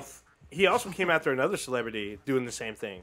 So, but okay, you can't have this happen if you don't tweet this terrible shit. Let's not put wishy-washy blame on just the person who blew the whistle. Oh yeah, no. Gunn was not fucking hacked. He wasn't. No, he wasn't hacked. He's admitted to this. This was him. Yeah, and he admits that he says that he was joking, but I mean these are really bad jokes. Really bad. Yeah, they're bad jokes. But I mean, we said some questionable shit on here before too. Yes, we have. Not like this. Not about raping boys or raping women or being raped. Or being raped. Or I'm sure somebody listens to this podcast or has there's a person in particular that I'm thinking of that we got in like a DM Twitter war with. Mm-hmm. That would probably say we did some questionable shit. Yeah, but fuck her. Not on this level. Yeah, they would probably put it on this level. She may have, but I mean, these tweets I've seen are like literally like talking about assaulting and like young boys. Well, but here's the problem though, is that I'm not going to defend them. I don't want to like go into that because there's comedians. Obviously, he's not a comedian. Yeah. But there's comedians that say way worse shit. Yep. They can do that shit all the time. They're still getting fucking work. And for somebody to be like, I find it hard to believe. I don't believe it that Disney hired this guy, not knowing about his background. It's fucking literally impossible. Yeah. My belief system tells me, or just the logical side of me tells me that Disney did know. They gave him 2 movies. The other thing is Disney has the ability to hire someone who I believe is probably going to do just as well with Guardians 3 as James Gunn. I don't think the secret sauce is only in James Gunn's head for having a successful Guardians movie. I don't think he had a team of people help him out. Yeah. So, I mean, the MCU will keep moving and making money without him. And same with Guardians. I'm looking at some of the stuff that he's done, and some of it is, I can see like his body of work. Like he did the movie Super. If you've ever seen Super, it's like a fucked up indie superhero film that has some really fucked up shit. He does a segment in Movie 43. If you've ever seen that, it's a really. It's Ain't nobody seen these movies, man. Yeah, but Movie 43 has an all-star cast, but they deal with really fucked up situations. Who's the head actor? They're all different segments. Who's the head actor? There's got to be a lead, bro. Because they're only in one segment. Because like Hugh Jackman's. Because like each segment's a little. It's like watching 4 Rooms or fucking. They need to do a close up on your face, like. Yeah, it's like. I can't say who's the lead because like I can tell you who's in it. It don't matter, man. Ain't nobody seeing that shit. Who the fuck was in it on Ninja? I'll fucking play. Yeah. All right, who was in it? Hugh Jackman, Kate Winslet. All right. And Halle Berry. What year? This came out in 2013. All right. That's a while ago. All right. Wait, what movie was it? Movie 43. Is that the one that's like CGI or some shit like that? Or? No, it's like a bunch of comedy segments and put in. Oh, fucking what's his name's in it? Oh, I did see. That's the one where Halle Berry, she's like. Yeah. She, like switch bodies with some dude or like no, they do. They try to one up each other where they Yeah. fuck each other up. Terrence Howard's in it. All right. He did a Scooby Doo movie. Bottom line. Man. James Gunn is known for Guardians more than anything else he's ever Aquaman. done in his entire fucking life. He ain't doing no more Guardians. Well, best of luck to him, but he done fucked up years ago and he got called out for it. Disney ain't playing that shit, I guess. He told some bad jokes. Yep. Real bad. Fuck him. God damn. There was another person that stepped into some shit. Dan Hammond. Oh, Harmon. shit. What the fuck? Nerds everywhere are fucking I know. raging I right now. said Hammond. Holy I shit. I fumbled. So the guy that brought up the tweets for James Gunn did the same thing for Hammond. It's the same dude? Same guy. Whoa. I didn't know that. You didn't see that? Same guy. But James Harmon, or Dan. Hammond. Dan, Jesus Christ, you fucked me up. your lunacy is fucking Stokes. Now. We see how Adult Swim is. They're standing up for him. Yes, they are. Unlike fucking Disney. Yep. Ooh. Yeah. Because they knew who the fuck they hired. They did, and they know he is the breadwinner at not Comedy Central, Adult Swim, and Cartoon Network. Yeah, Rick and Morty is fucking popular. If you had I'm not arguing that it's not popular, but I'm like, Adventure Time's pretty fucking popular. Yeah, but look, in terms of merchandise and all the other stuff, look, they shut down McDonald's based on some secret sauce shit. It's Szechuan sauce. Get that shit right. You know what I mean? Like, they don't do that for Adventure Time. Like they were so that was so successful that McDonald's brought it back. Yeah, exactly. For a limited time, they had it available, and that shit fucking sold out like hotcakes. Yeah, people were rioting in Mickey D's. People chanting, "Where's my Szechuan sauce and shit?" Szechuan sauce. Yeah. So I didn't hear the Dan jokes or whatever. They seemed like they were bad too. It's what people were like saying. skit or some shit. It's like a little. Well, video. then it is in the realm of comedy, then, right? I mean, if it's a skit, then it's supposed to be comedy, even if it's dark comedy, right? Yeah, it's just apparently it's like racist and in poor taste or some shit like that. I mean, you know. How long ago was this? I'm backpedaling. I don't know, man. It's just like if somebody told me that the creators of South Park did some fucked up shit. It's like, yeah. Fucked up shit. I don't really give a shit. Yeah. Like that's why I like them. Yeah, exactly. And I don't know why people today they want to give passes to some people but not other people. You know what I mean? It's like there's fucked up jokes out there. And I understand there's fucked up jokes. Jokes are actually made to offend. If you don't believe that, then you don't fucking understand how jokes work. So, the James Gunn shit, yeah, it was some heinous shit, but I mean, he was joking. I don't think if he actually did some shit like that, then yeah, it'd be fucked up. Yep. Same thing with Dan Harmon. If he did some shit like that, yeah, it'd be fucked up. But there's supposed to be jokes, and there's a whole bunch of offensive jokes that happened today and back in the day that, I mean, look at, I'll give you a perfect example, would be, Eddie Murphy. There you go. He made a lot of jokes about, I'm going to quote him in saying faggots. Yes, he did. Back in the day. The guy's still fucking working. Nobody really gives a shit because they knew that back in the day, that's the way it was, right? And he made really fucked up jokes about the gay community, and he's still working. Yeah. And it's not a problem. And he's since changed his ways. And I think they should afford the same, I guess, leeway. Yeah, leeway to other people, because just because you say something like 10 years ago doesn't mean you're that person forever. True. You know what I mean? At the same time, though, there's some people that are like that, where you say something back then, you're still the same fucking person, and you're probably still a piece of shit. There's other people that they can say it and like change their mind. And I'm gonna also say that, at least for me, I put like my line of demarcation or whatever between you doing a comedy skit or being on stage, even back in the 70s or 80s or early 90s and shit, versus you just mouthing off in an interview, you just mouthing off, not in a comedy setting, but in a very obvious, just, these are my views. You know? Right. So. Well, that's what's difficult about it. So, to me, when James Gunn put out those tweets, it was clear that he was trying to joke about it. Mm-hmm. But there were jokes in poor taste, and he's not a comedian. Yeah, he sure ain't. So, and that shows because they weren't that popular. What he said. I feel like he's going to be all right, though. I think some big studio is going to pick him up. He's still going to do movies. Might be a few years, like a year or two, but I think he's going to get picked up. I don't think he's going to be blackballed. R. Kelly still makes music, so there you go. Speaking of R. Kelly, he's got like a new song out that's 12 minutes long. I can't listen to that. Oh God, yeah. So this is what Dan Harmon thing was. It was a pilot for Channel 101. It resurfaced on 4chan. From the Donald who happened. I thought there's new chicks on there. There's all kinds of shit. Like Darkchan, I feel like 4chan is like the pink web, gray web. Yeah, like the gray web. Who's this guy? Mike Cernovich. This is the guy who outed James Gunn, and then he did the same thing for Dan Harmon on 4chan. He is the handle the Donald, which I guess is some subreddit on Reddit. The video contains child rape jokes, including scenes of Harmon pretending to rape a baby doll. Well, I mean, I don't know. This I is don't the care. weird thing, though, is that there's been way worse shit that's been done on fucking Family Guy. Yeah, exactly. You know what I mean? And it's fine. And I don't understand why They people have a pedophile on Family Guy. Oh, They've yeah. always had a pedophile Yeah. on Family Guy.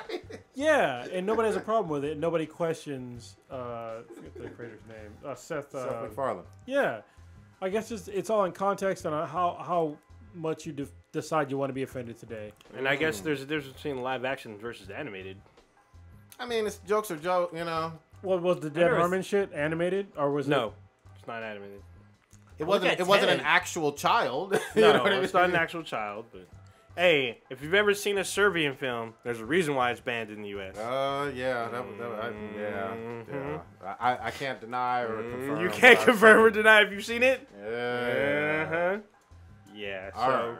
a lot of shit's coming out. I mean, I feel like there's just people that are petty, that are trying to get these people that are making great content and trying to fuck their shit up. There's some of that. There's definitely some of that, and some people just want to see somebody get fired and whatnot, and be the person responsible for releasing that information. Totally get that. They just want to watch the fucking world burn. They sure do. I mean, I do too. I like watching. I like destroying people's worlds. And I'm not some apologist. Listen, if they did some really fucked up shit, actually did fucked up actions, then yeah, fuck them. But they're trying to make fucking jokes and they fucked up their joke or whatever. You don't fucking get it. I don't really give a shit. Yeah. You know what I mean? Actions are way more important to me than words. So I want more Pickle Rick. That's what I want. yeah. So then I have to ask you this, Curtis. Yeah. If Lena Dunham said her statements were jokes, then would that change your opinion about it? They weren't jokes. I'm saying if she did, though. No, she couldn't, because the problem that I have with Lena Dunham is in her own biography, she wrote about putting foreign objects in her little sister's vagina, and that is not a joke. That was literally what she did in her own fucking words, and she's a piece of shit. And she's done other fucked up shit about claiming all kinds of just stupid. She's stupid as fuck. Ain't no jokes with that. Yeah, there's no joke. There's no joke angle there. Yeah, well, I remember one in particular. I think the last time we talked about her is that she said that she wished she had been raped, Goddamn. so she could empathize with rape victims. Yeah, that wasn't a joke because she said it in front of somebody that got raped. Yeah. I think she said in several people who've been raped. Yeah. Yeah, and that's not a joke. So, like, if you say something in jest, like, there's definitely context, right? But the context that she was speaking in was not a joke context. Can't give people passes, man. Fuck her. We've talked about her. Her fucking ass. Yeah, if you don't understand my clear line on that shit, we can talk about it at length if you want, but it's very easy for me to break it down for you. Actually, go back on our YouTube channel. We have a Beat and BTI rant on Lena Dunham, and it's good. That is one of our best ones. Yeah, and the fucked up part is that I actually used to like Lena Dunham because I used to watch Girls, the show, when I thought it was a decent show, and all of a sudden it fucking went it got way worse. Yeah. And it ended up being all the same shit, and it was her just getting fucked. Wasn't Supreme Leader on there? Yes. Yeah, that's where he got I think- his sort of his big start. And actually, so was fucking Childish Gambino. Donald Glover was wow. on Oh, it. that's right. Yeah. Did Adam Driver were they dating in real life when they kind of first started? I think they broke up afterwards. I don't know, but they were on the show. They were fucking. Yeah, so. I heard I know on the show they're fucking for sure. There it is. Whatever. I want to go back to something from a few weeks ago because there's more information now. And people keep ducking their heads in the fucking sand like ostriches on this bullshit. But Ant-Man 2, Ant-Man and Wasp really didn't set the fucking world on fire in the goddamn box office. And people keep fucking arguing with me, but the numbers are fucking out. I don't understand why it is that people can't say, hey, out of all the MCU movies, this is ranked number 19th right now. That means that it's not doing well relative to other MCU movies in the box office. Why is that so controversial? Why are MCU fans so bitch-made on this when it seems like you already had Infinity War and Black Panther did so well? This one is a slight dud. That's okay. Well, but MCU fans don't want to admit that. 350 million. Rank 19th. Yeah, but they're going of against all but I'm saying high-ranking movies. Though. But hold on. But I'm saying by MCU standards, it's not doing very well. I mean, look at the original Ant-Man. Did that make that? It made way more, I believe. So they've made it was released on 3 weeks ago. July 6th, and it's only made $360 million worldwide. Yeah, yeah. Which is, again, the 19th out of what 20, 21 movies, or something like that in the MCU. That's objectively, if you're 19th out of 20th or 21, you're not doing well in the box office. So why do people want to argue with that? When you're comparing, those are fucking facts. When you're comparing it to other MCU movies, then yeah. But when you're comparing it to other movies that came out, summer movies, compare it to the last fucking movie, bro. The last other movie was fucking Infinity War. No, the last Ant-Man. Last Ant-Man. Oh. Made $500 million. This is not going to make $500 million. Yeah, it's not. Relatively speaking, it's not doing that well, and that's okay. I'm not shitting on it. I didn't see it, but people act like because it's an MCU film, it has to be an $800 million or almost $1 billion movie, and it's just not that case. Yeah, that's not the case. Opening weekend, it only made $75 million. Yeah, it didn't set the world on fire, goddammit. It didn't. And that was number one. Yeah, and then immediately that was it was only number one for that week, and then it dropped from there. It's not killing it at the box office. To kind of be fair about the movie, like you mentioned this too about like other shows that have came out since Infinity War about how like it kind of takes you away because like half the population's gone, and Ant-Man, I think a lot of people felt that way too. Like maybe they felt like, well, Infinity War happens, like why would I want to watch this? Like I want to watch Infinity War 2 before I watch some other kind of content, because the Infinity War 2 is going to explain about a whole bunch of shit. So Ant-Man just kind of came out kind of too late. I mean, not too late, but like, they're coming against a juggernaut. Like Infinity War did really well, and for them to have the Ant-Man, I mean, I can understand why it isn't doing as well as the other MCU movies. And some people might have had other expectations. Like, they probably thought that this is after Infinity War and half the population should be gone, when it's really, like, concurrent with Infinity War. Yeah. So I don't know if this one necessarily needed to be made. I don't think a whole bunch of people were begging for another Ant-Man movie. It was still a fun movie. Like, I mean, even the first Ant-Man, like, I kind of didn't feel like they needed an Ant-Man movie. I didn't hate it. Yeah, I didn't hate it either. I'm just... I mean, don't get me wrong. Ant-Man and Wasp is a fun film, but it's not like it's not an Oscar-worthy film. It's not like a... I'm not even talking about critics. I'm not even talking about critics. I'm just talking literally just butts and seats. So butts and seats, like $350 million. A lot of movies wish they had that kind of money. True, but this is a big budget movie. This is a big budget movie. I mean, it's gonna make its money back. I mean, I'm not saying it had a negative ROI. I'm not. I do think that, yeah, like what Blue said, timing might have been an issue. Yeah. So, but it wasn't timing. Go ahead. What'd you say? Timing for this latest Ant-Man? Yeah. What other big movie came out around Ant-Man? No, as far as like being in line in the MCU universe. Yeah, it doesn't matter. Like, I understand there was like another big blockbuster that came out at the time, but it made very little money on opening weekend. Yeah. Very little. Yeah. But by I mean, here's the thing, man. Come on now. Like, Justice League bombed. We know that. It was bad. It was a bad movie, and it bombed. And everybody was ripping it to shreds. We all feel that Beavis should have made $1 billion and didn't. Even though it made a lot of money, it didn't quite get up to which is weird. It got shit on, but it made retarded money. Yeah, it got, I think, all the way up to close to, if not all the way to $800 million, which is great money. But same time, this one, which had lower expectations, granted, it still hasn't even met those lower expectations. But like the reviews of the movie are pretty decent. They are. IMDb has it for 7.5, Rotten Tomatoes at 87%. Yeah, it's a fun film. It's just I think Blue says I think people want more Thanos. They want to know what happened to their heroes. Ant-Man does not give you that. Yeah, and since it's literally just him. Yeah, and plus since he wasn't in Infinity War, people are like, why do I need to care, basically? Yeah, I'm also going to say this too. I don't think people, because they didn't know of her really prior to this, and that's the MCU's fault. I don't think people gave a shit about the Wasp being in a movie either. Oh, if we're honest, I would say Ant-Man is almost a filler movie. Yeah. Like, you know how like with Voltron, there's like that one episode that's just a silly episode. Yeah. So this is like it's a comedy, and it's a MCU movie. Yeah, I do like Ghost though. Ghost is bad. Woo! But look at recent history. Civil War over $1 billion, Black Panther over $1 billion, Doctor Strange I think $800 million, Ragnarok $800 million, Infinity War $2 billion. Those are all recent MCU movies, and this one is sitting at what, 300 million? 350, 360.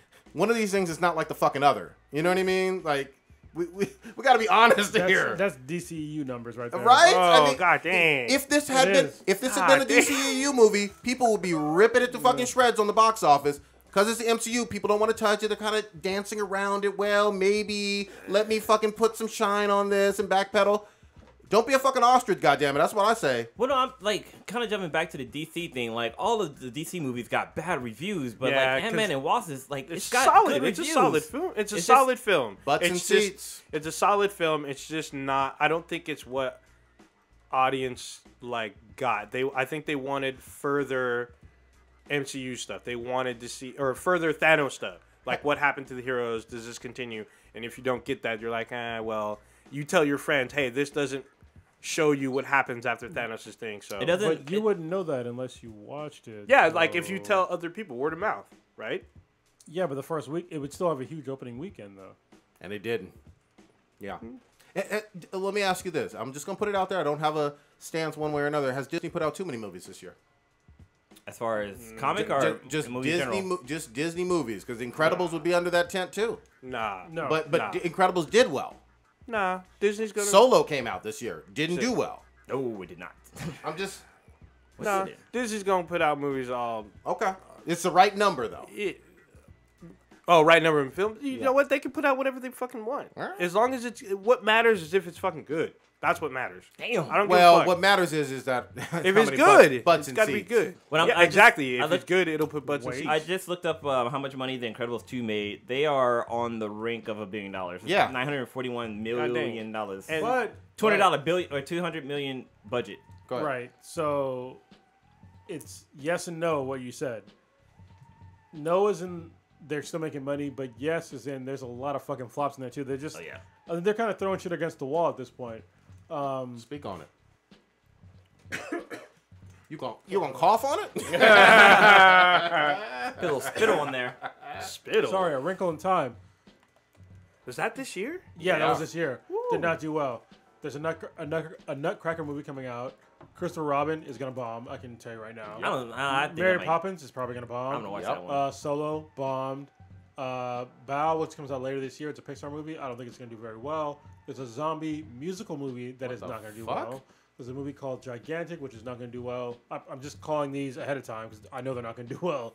But obviously, I mean, they had Black Panther, they had Infinity War, they had a bunch of other movies. So I think they're just kind of like using a shotgun approach to making some of their films at this point. Oh, but there's also That's some hard truth. Look at him breaking down them facts. well, there's also Wreck-It Ralph, which will probably do well. Wait, that's this year? Yeah, Is that Wreck-It Ralph 2018? is in the fall. Wreck-It Ralph breaks the internet. Right. I think that's going to do well too, but there's still a lot of bombs on this list. I think for the ones that have came out already, I mean, they pretty much bombed, but some of them they're different genres, so like not many people are gonna go see those versus like the big blockbusters like The Incredibles and all the Marvel movies. Incredibles exceeded expectations. Black Panther exceeded expectations, but never forget that Solo is the first Star Wars movie in quite a while that didn't cross $1 billion. Oh, what? I didn't even hear about this movie. So Gigantic came out early this year, and I never heard of it. Whoa! Was that in U.S. theaters? Is that a DVD? Yeah, I don't fucking know. It's from the directors of Tangled.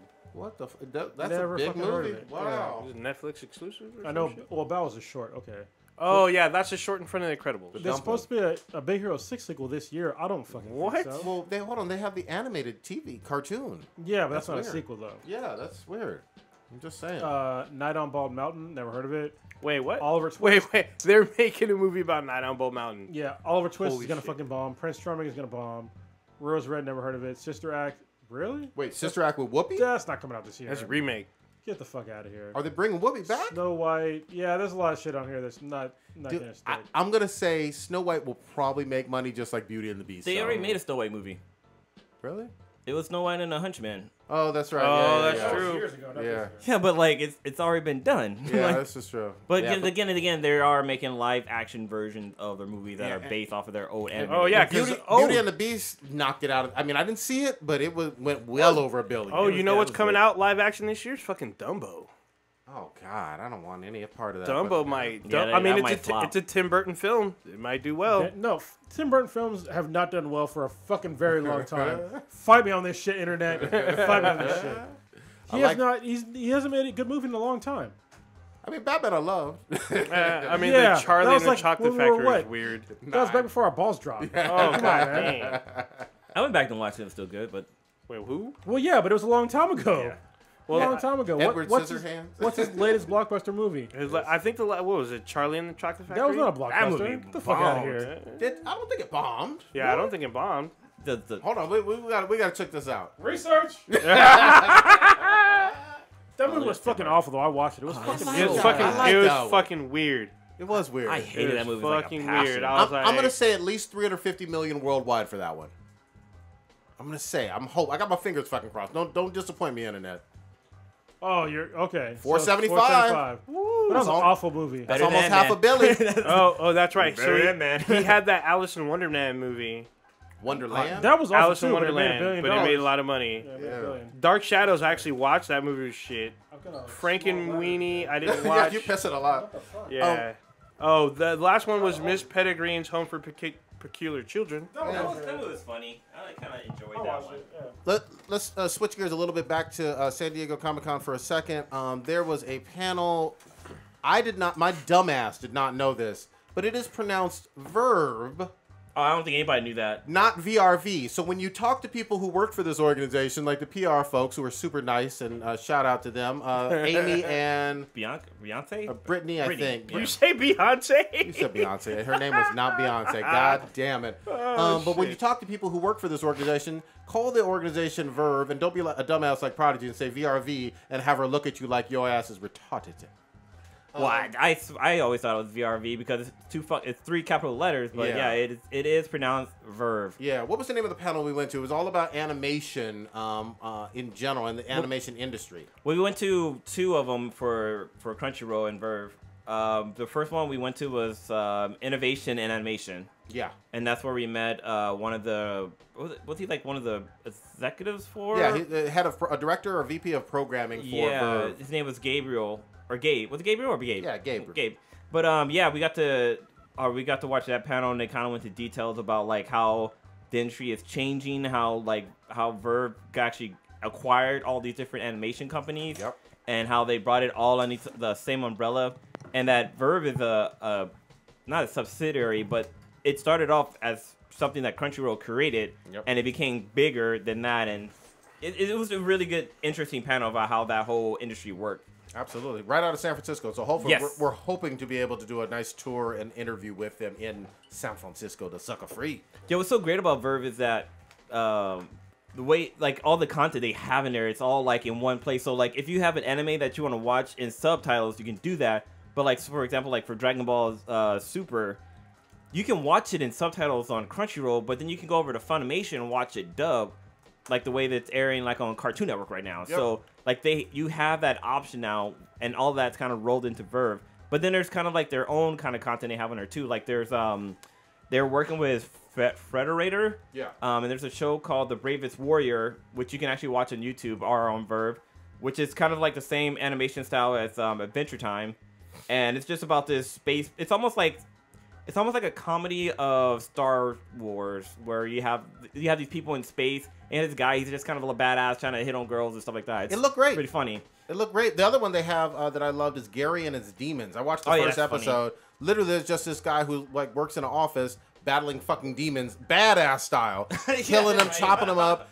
He dismembers a child in the pilot. This is worth watching. Dude, it's dank. It's like the episode Prodigy's talking about, like, this guy, he's like a skinny, like, pencil neck guy. Like, he doesn't look like a badass, like, demon hunter or something like that. And he's chasing after this demon, and he runs down into this alley, and all of a sudden there's just like this little kid there. He's all, I'm a little orphan kid, and like I don't have any money. He's like, yeah, no, you're that fucking demon. He's all, no, I'm a little orphan kid. My family's sick, and I'm this and that. And he's like, how come your clothes are so nice? He's like, oh, I had to steal this from somebody because I don't have money for clothes.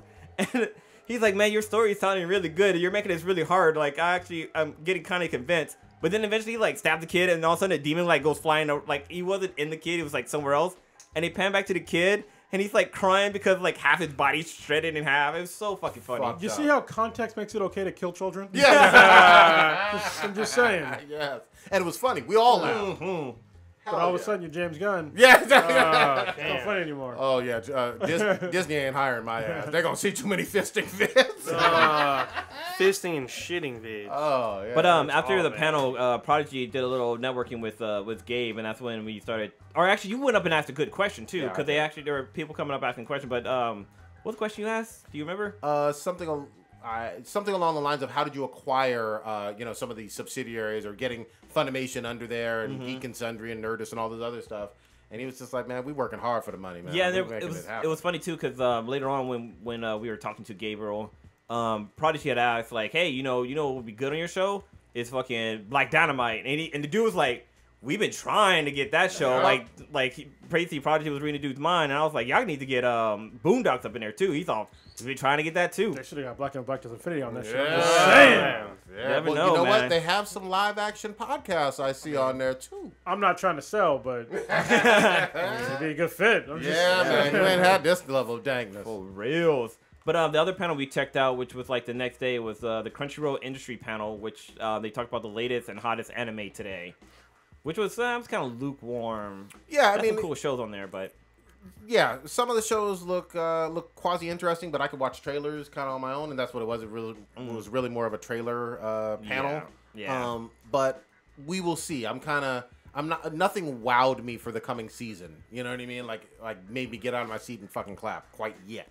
But we'll see. And then Crunchyroll Expo is coming up in September, where hopefully we'll hear much more. And we plan to be in the motherfucking house. We should be there, right? We have passes for that? Or? Not quite yet. They haven't distributed them, but we have applied. We've talked to the people, and they were like, yeah, we haven't got to it yet. We were there last year, so we should be there this year. Yeah. But we're also, hopefully, we can get a panel in there. That's what we're trying to do. We're trying to deliver that dankness there. Yeah.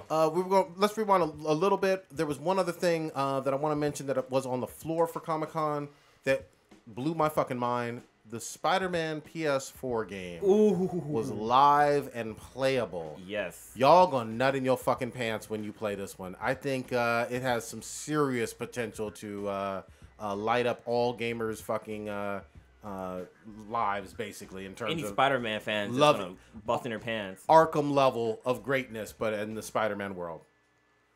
All right, so this next portion of the podcast is going to be brought to you by Loot Crate, even though the whole time we've been talking about a convention. There we go. So we still got more. Yeah, we got more. So basically what Loot Crate is, it's like Comic-Con in a box. You get a cool t-shirt, which I don't think any of us are wearing a t-shirt, but we're all wearing t-shirts, but we're not wearing a Loot Crate t-shirt. But you get a t-shirt, some kind of cool toy, and other little knickknacks in the box. And it's always random stuff. It's really cool. If I hadn't been moving right now, you would see Loot Crate stuff in the background, but... Well, Ice King over there is. Oh, well, it's not on the. There we go. Oh, and actually, so is the Expanse. This is both of these items right here. The Expanse. This is the Rocinante and the Ice King here from Adventure Time. These are both from Loot Crate. These are things that you get in the box, and they also have theme boxes and boxes that are cheaper and more expensive. So I get like the basic one. So it's just like normal stuff, but they have like a cheaper version called Loot Wear, where they send you just a t-shirt and like some other kind of wearable item like socks or gloves or something like that. They also have a higher tier service called Loot DX, which is basically just higher. It's more stuff and higher quality stuff. And if you're part of Loot Crate, every month they have what's called the Mega Crate. And if you're part of Loot Crate, you get put in the drawing for Mega Crate, which can make you win big box items like TVs and consoles and stuff like that. So it's pretty dope. And some of the theme crates are like Halo and God of War, WWE scenarios, stuff like that. Firefly. I can't believe that a Firefly one. And they have what's the name of that anime movie they were coming out with? Alita the Battle Angel. Yeah. They have a Loot Crate box coming out for that. And just a little fun fact: if you're wearing a Loot Crate shirt when you go to one of these Comic-Con conventions and they're there, you get a prize. Nice. For free. So by wearing their swag, you get more swag. So check that out.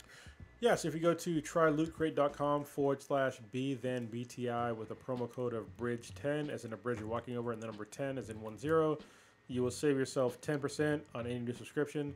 Once again, that is trylootcrate.com/B-then-BTI with a promo code of BRIDGE10, as in a bridge you're walking over, and the number 10 to save yourself 10% on any new subscription. And now, on with the show.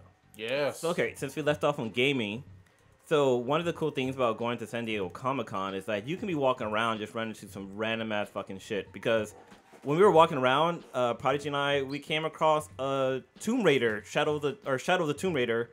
They basically took over an entire restaurant and they had a demo of the game. Like it was probably like maybe a good 30-minute demo of the game. And Prodigy and I got a chance to play it. I played it on the PC and you played it on the Xbox One, right? Yep. Yeah, so we got to play it and dude, that game was a lot of fun, but Prodigy didn't think so too much. Hey, I have some trouble with puzzles. Prodigy don't do puzzles real well. There actually was a broken part, nearly broken part though. One of the jumps where you try to latch on and it just wasn't latching on. I died like 20 times. I was like, fuck this game. And I died at the same area too, but like you have to like get super close to the edge and like kind of double jump. Like yeah, it was fucked up, but I liked everything else. You got to be living on the edge. Yeah. But so Aerosmith, man. the gameplay for this was fucking ridiculous. So like Laura, she gets this dagger, and then for some reason this town gets all of a sudden flooded, and like people are fucking dying. Like there's a scene where like this little kid kind of hanging off a beam, and Laura's trying to get to him to try to rescue him, and he just fucking falls, and you just hear him scream like. Ah! But I see kids dying. Proper contact. yeah, proper contact. Name of the podcast: Kids Dying. Yeah. That's all. Write that down.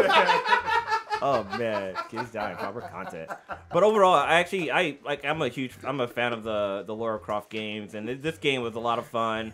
The PC that I was playing on was really well powered, so like the graphics and stuff look really good, and all the cutscenes are really cool. But overall, I'm super excited about this game. And we talked about the Spider-Man game that comes out September 7th, which is almost like 2 weeks away. And then Lara Croft comes out September. About 5 weeks, but yeah. September. I'm thinking August. But yeah, Lara Croft comes out like the 11th. Yeah, or a week after, later, basically. Yeah, basically. But one crazy thing about this Tomb Raider thing is that they had like a spin the wheel thing where you can spin the wheel to win prizes and stuff like that. And like some of the prizes they had, like the Xbox One, they had Xbox Live, like 1 year subscription. They had some T-shirts. They had like a bunch of little things. But to be able to spin this wheel, you had to do a fucking challenge. And the main challenge was you had to eat a fucking bug. Fear Factor style. Yeah, straight Fear Factor style. They had cockroaches, scorpions, water beetles, and like you didn't have a choice of which one to eat. It was all like kind of randomized, and like they'll bring up the tray and lift it up, and you have to eat it all. So like I think for a scorpion there was one scorpion. For the roaches there was 3 of them, and for the water beetles I think there was 2 that you had to eat. But they were all fucking random, and you couldn't like spit it out. You can just eat a leg and that'd be it. And you have to eat them all. Many folks were doing it. Like, this is where we need Tyrone Biggums. Yeah, be fucking fun. But the chances of you getting an Xbox One was like 1 out of like 20, and like you could eat all these fucking bugs and just win a goddamn T-shirt. Yeah. Or even like a pre-order code or something like that. But yeah, one funny thing about that was that there was 2 bars in there. Both bars were fucking empty, dude. Like nobody was getting drinks. Like I went over there to get a drink. There was like no line. I'm like, oh, let me get an old fashioned and a beer for Prodigy. But yeah, I just thought that was funny. But it was still a cool experience. They had people dressed as Laura. Oh, they also had a albino python there, right? Yeah, python. And they also had like this cool like kind of ball pit, but the balls were skulls. So like you can like jump in there and take pictures for your Instagram and stuff like that. So that was really fun. Good shit. One other quick thing from the con itself. We got a chance to go to some industry parties. National Geographic had one. And this had Leland Melvin, who's a famous astronaut that was actually played in the NFL. Took some pictures with him. And a whole bunch of just NASA fucking people, man, there. Mm-hmm. Some really smart people. It was all to help promote Mars, which is a new show that they have on Nat Geo. Actually, not a new season, show. Or I'm sorry, this is season 2 for this show. That it involves both scripted and documentary style stuff. So there's some acting and then some documentary style. It looks fucking dope, man. So and it was they pretty threw cool. a good party. Because at the party, first of all, it was it was open bar, but they only had like wine and beer, which is kind of cool. But there was this one beer that had like the cap on the top. Instead of it just being like you have a little tab where you just open like the little mouth, the hole to open it. This whole part came off, and so you can like drink out of it like a goddamn cup. Yeah. I don't know why I just thought that shit was so fucking cool. But what another cool thing they had was that like they had a live DJ there, but on the side of the building they had a projection going on to there, and so like the building fucking started changing and morphing, and like all this cool shit started happening.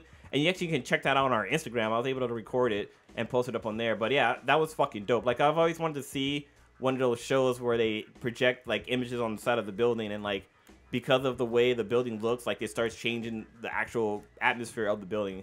It's kind of fucking cool. It's a cool party. And real quick, I'm going to transition a little bit. Blue got hit on by a mutant, and I think he's maybe going to become an X-Men. I don't know what the fuck's going to happen. Tell the stars of the Gifted. Which one was the one? Polaris? Yeah. Polaris wanted some of Blue. Let's just keep it. So we did an interview. It's not a red carpet. What kind of interview was that? Yeah, that was red carpet style. Oh yeah, it was red carpet style. For y'all who want to see, here you go. So that's Emma Dumont. Yeah.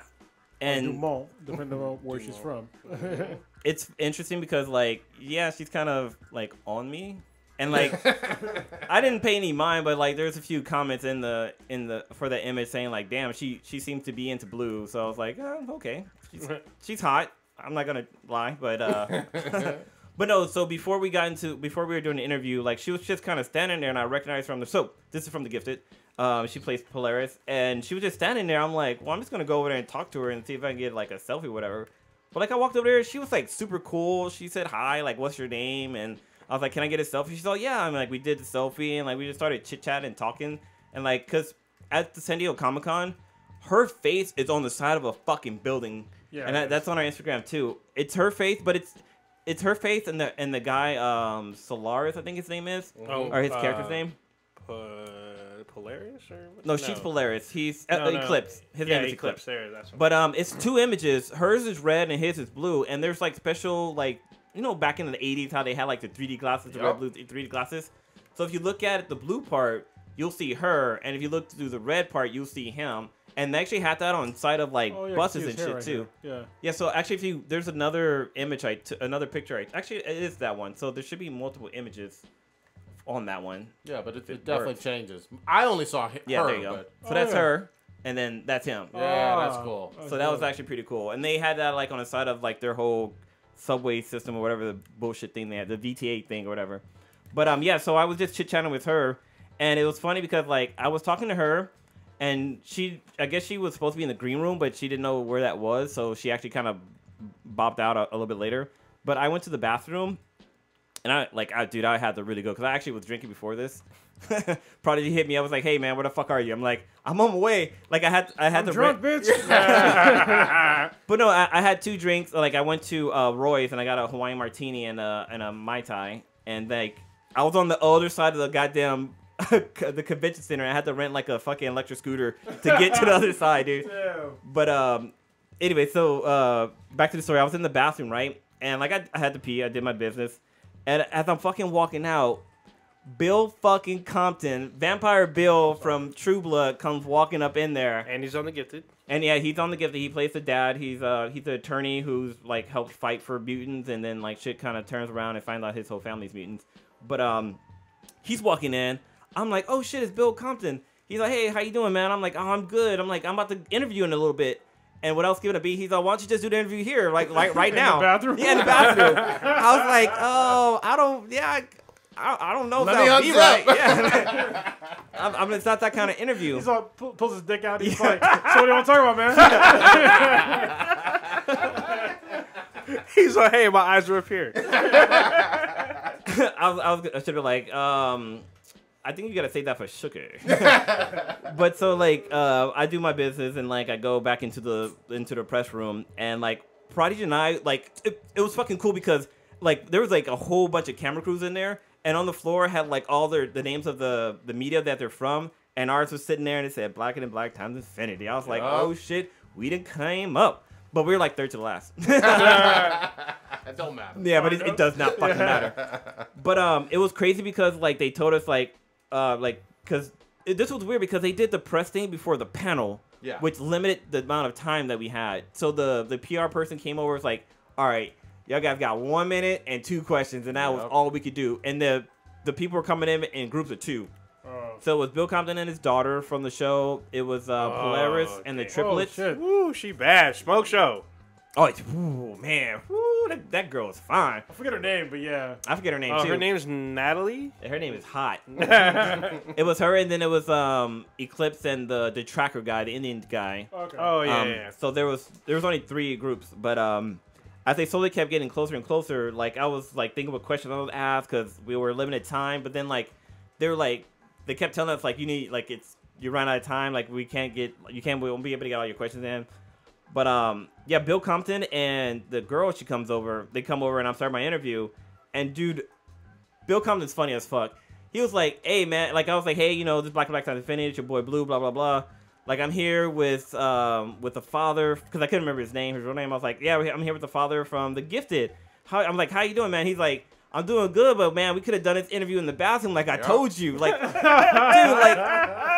He put it on blast. I was sitting there like the whole time thinking like, how can I make like joke around about him and I having an interview in the bathroom, and without skipping a beat, dude. He was like, hey, we could have had this interview in the bathroom like a long goddamn time ago. I was like, that's a professional. Yeah, that was fucking like he threw me off my game, but it was so cool. It was real fun. I got to ask him questions, but then like Polaris came over and the triplet girl, and I asked him questions too. Ooh, she bad too. And dude, Polaris she's funny as fuck. Like she's a cool ass chick. Like I know she's like kind of new to acting and stuff like that. She hasn't been in a lot, but man, she's a lot of fun. And she's pretty cool. Yeah, and I kind of did a little cyber research on her, and like she's stalking. I was doing research, man. I had to find out like her background. So research purposes. Yeah. But no, like she was a professional ballerina. Like if you go back to her Instagram, she like does about dancing and stuff like that. She does ballet.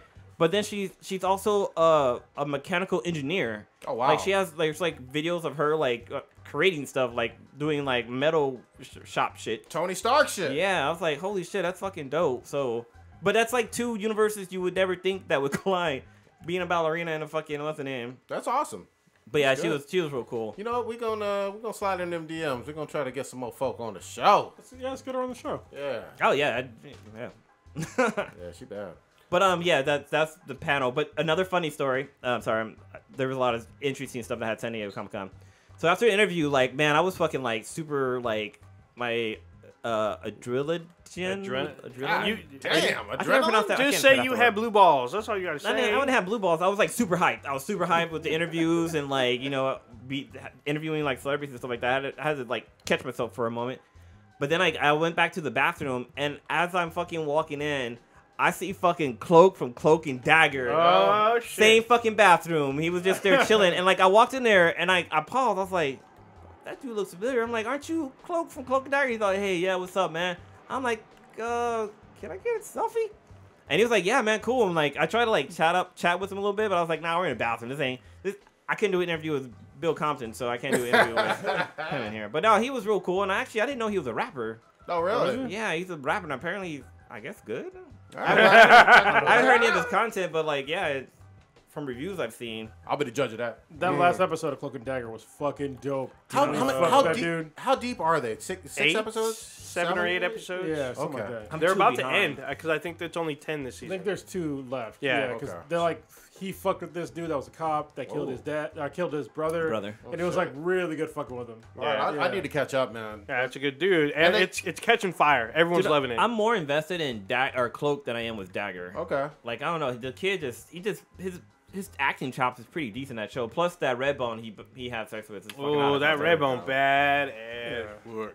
Real quick too, we did get a chance to record a little bit. I don't know when Daniel's gonna put it out, but Daniel and Gian, we recorded with them. So me and Blue, and that was fucking fun. I was tired as fuck though for that goddamn interview, and they had some bright ass fucking lights and shit, and man. Yeah. I will say let's get obviously Kronos and Old Ninja back in here. Y'all been playing old ass No Man's Sky. What the fuck happened? Yeah. So if you listen to this podcast for a while, you would know that I was super hyped for No Man's Sky, and then I was super fucking pissed at No Man's Sky on how much content there was not at launch. At launch, and I've been hearing that they've been diligently working at adding in more and more content, and recently they have released a new patch called. Or it's an update, really. It's not even really a patch. It's almost like fucking DLC.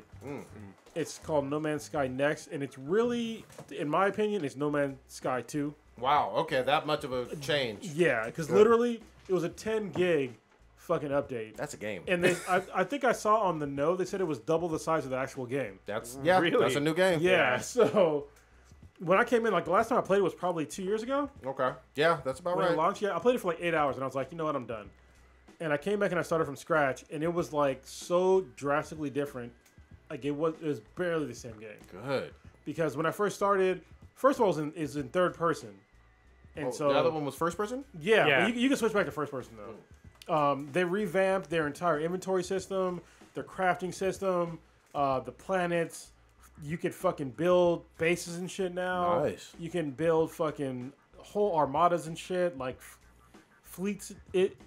It's way better. It is not a perfect game by any means, Okay. but it is way better, and I really applaud Hello Games and Sean Murray for they released a fucked up product. All right, and they will never get around that. Yep. But the fact that they have gone back and really tried to do right by the players, because what most people do if they release a fucked up product and they made millions of dollars, probably millions of dollars. Yeah, off the maybe game. tens of millions. Maybe. Yeah, well, easily tens of millions. Yeah. Probably hundreds of millions. Because it sold millions of copies. Yeah. So, A lot of people returned that shit too. well, yeah, but it wasn't that many. I mean, I didn't Steam return mine. So, but for them to go back and like really fix the game and to really listen to the community, I think it was a breath of fresh air for the gamer community, and it was a breath of fresh air just for like people in general. Like if you release something fucked up, you don't just turn tail and run. Like fucking fix it. And this was free. a free fix, right? Yeah, all these fixes they did were free, and these are all like incremental. That's good.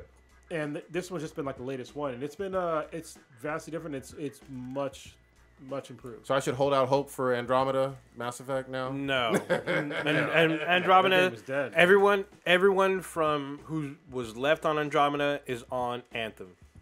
So if they're gonna do another Mass Effect, it's gonna be from scratch and a whole new team, or like it's just gonna be different. What'd you think of this one? You played it too, right? No Man's Sky. Yeah, I tried it for like a couple hours today, and yeah, there's a lot of new tweaks and shit because it was weird. Like your saved game or my save game had to be like updated, so to incorporate these new features. So I was like, oh, this is different. And then like there's like a lot of new features and shit. There's shit that I didn't even know you could do. Like when you land on a planet, you can like call in a fucking like rover, and you can call in like other ships. Like in the original game, you only got one ship. And what you would have to do is either buy a new ship or trade, and then put your stuff in it. But now you can have like a fleet of ships. You can have Food like of ships? a fleet of ships. Food of ships. Yeah. You can make yourself a food, I guess. They're both giving and receiving. Oh, goddamn. But it was weird today because like there's actual multiplayer now compared to them saying there's multiplayer, but you can't see each other. And co-op. Yeah. With multi people, Talking my language now. yeah, so you can it'll tell you that there's a player on a planet, and you can go to where they're at. Like you can go to either their base or to where they're at currently, which was a vast improvement from what they did before. But in the game, are you still just fucking mining? That the You whole can do concept? whatever you want. You can build like the empire and fucking pillage people across. Like because you can tell where other players are, you can go and try to fuck up their base and steal their shit. So let me answer your question, I guess, a little simpler. Yes, you have to mine still, Oh yeah. but it's to create stuff. Okay. And it's more than just like little bullshit. Like you can make an entire base. You can take those materials and trade to build an entire fleet. You can take that money to trade with other players. You know what I mean? But you'll have to mine because there's like, to make money in the game. At some point, you have to have materials to make money from. And you Yeah. can't steal those from other people. Yes, you can. Yeah, you Okay. You can. can steal from the bases. Okay. Yeah, you can. I mean, you can build ships for. You can have ships for exploring and mining. You can have ships for attacking fleets and shit. You can give items to other players. You can start a game with your friends because it gives you the option to either start your own game where other players can join a random person's game, or start a game with your friends. It gives you a lobby, like a mini lobby of I think it's 4 to 5 people, and you all jump into a game. However, like Cronus was saying, there's still issues with the fucking game because I jumped into someone's game today, and we were playing, and he kicked me out of the game. What? And it dropped me in a totally different planet. I guess it was the planet from my like save game, and I had like no resources, so I'm stuck again on a planet where I can't use my fucking ship, and I have like these resources, I can build certain things, but it still can't help me get the fuck off the planet. So they fixed that. If you have a ship and you're stuck on a planet, you can call your ship from pretty much anywhere. Yeah, no, I can't. My ship can't take off. It doesn't have fuel to take off. Okay, so they fixed that too. Oh shit. So if You call it tow truck? No. So the way, because when the game first came out, I had the same problem. I was stuck on a planet for like hours. Yeah, I'm stuck on the planet now right now. All right, because you have some certain items that you have to either buy or they're hard to come by on a certain planet. But what they did was they have a portable refiner. So you can refine materials like base materials like carbon. You can make carbon into like condensed carbon, and then you can make like dihydrogen into like dihydrogen drops. And these are all things that you can use for like other items. But before, you had to find them on the planet. True, and you would be stuck. Super so hard. if you did not find them on the planet, you would have to find trading posts, because every planet has trading posts. You had maybe a 30 to 40% chance that trading post would have it, and you could buy it. If not, you have to wait for like their reset. Damn, that sounds. Or you would have to buy material to try to like mix and match it, which is fucked up. So I literally found out before I left the cast that I could build this refiner. And I was trying to figure out how to use it, but I had to leave. Well, and I saw that, and I really hope that I can build what I need to get the fuck off this planet. So that's one of the reasons why I started from scratch, because I didn't know like what was new. When you start from scratch, the beginning is way fucking better. It's way more clear cut. It tells you how to use the shit that you have. More than just the refiner. You have the refiner that you can build. You have like a long distance communication device, which comes in handy. You have like a base computer where you can build bases. Okay. Which is also how you can make way more money, because you can build like basically these. It's like a glass dome to build resources in and then sell them automatically. So basically, you will make money every hour or every 15 minutes or something like that from your own base. So this was a change before, because before I built a base. And the only way you could build a base was like designated areas. And now you can build anywhere. And now you can build anywhere because of this update, which is cool. And they changed the way that, because remember before, all you had was that minor laser. Now they have the minor laser and a geo laser. Like basically you can change the geography of any planet with this fucking laser beam. Yeah, before, if you wanted to change the geography, you would have to buy a grenade launcher and then blow shit up with this grenade launcher. Now you have the option. Because I guess you can have multiple guns. I haven't quite figured out if you can. So I didn't know how to figure that part out either. At least not yet. Is there vehicles in the game now? Yes. Oh yeah. Yes. Okay. Yeah. So that walking shit was bullshit. Yeah. You have to build it though. Build or buy, and you can have like, it's cool because there's multiple fucking vehicles now. I'm like, oh shit. So it looks pretty cool. Also graphics update. Yes. Shit's fucking different. Way better. I'll give you a caveat though. It looks better, but still render. If you're walking around, it looks better.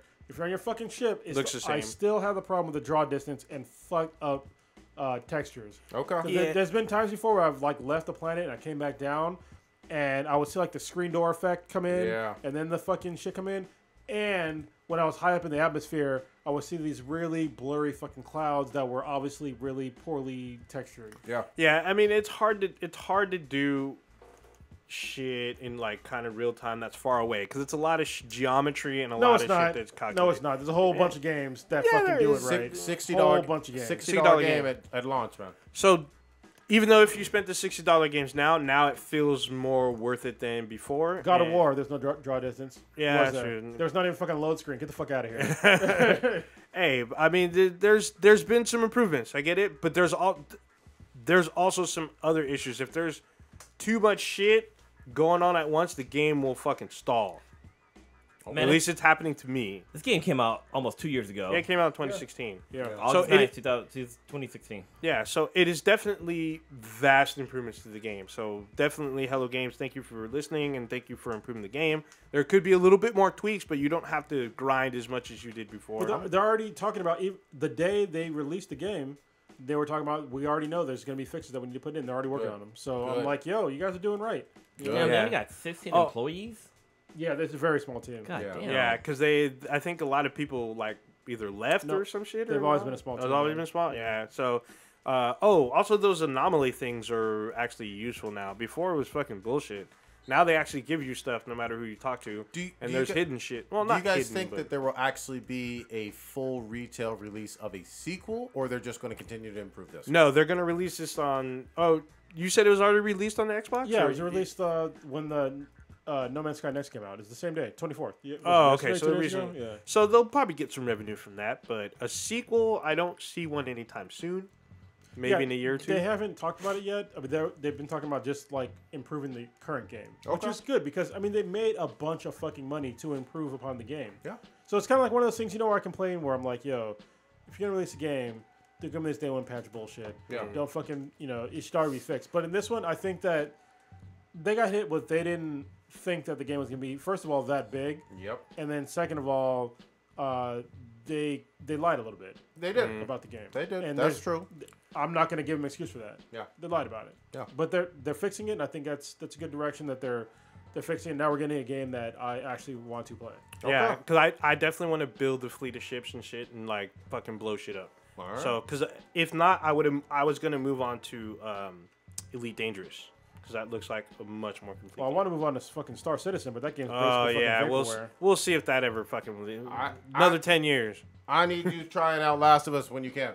Oh, sorry. shit. Yeah, I need to play that. It's all bad. After I move. So, yeah, if y'all didn't know, this will be the very last podcast from this building. Wow.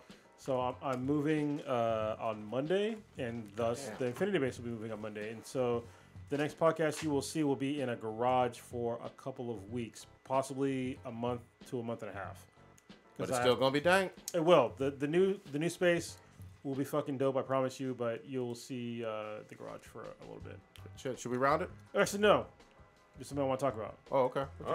There's a new comic that came out today Okay. that I think people should pick up. What you got? All right, so Trad Moore, who is the artist on Luther Strode, and he's also the artist of the latest Ghost Rider series. He's drawing a new comic called The New World. And first of all, this comic is thick as fuck. Feel that shit. That is thick.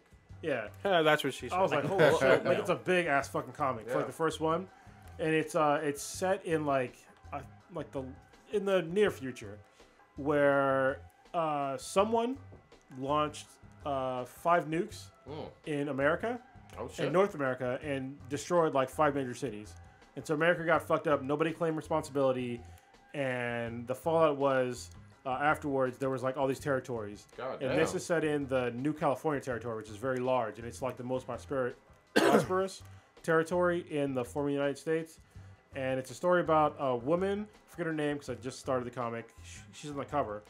But she's a badass. She's basically like, it's almost like the Running Man because they're sort of like cops, but there's a video camera on her and it's her taking down criminals. And when she takes them down, like she has to ask the audience, detain, I think it's detain or erase or something like that. Oh.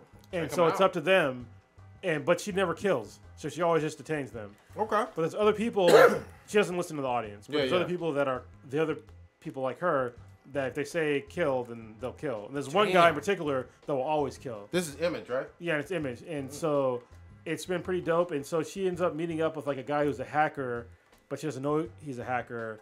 And it's been a really cool story so far. It's a really cool alternative, like future history of America. Yeah. I've been very impressed. Even when I first saw Trad Moore, I was like, I'm already on board. Yeah. I didn't give a fuck because Trad Moore is like, to me, he's probably like...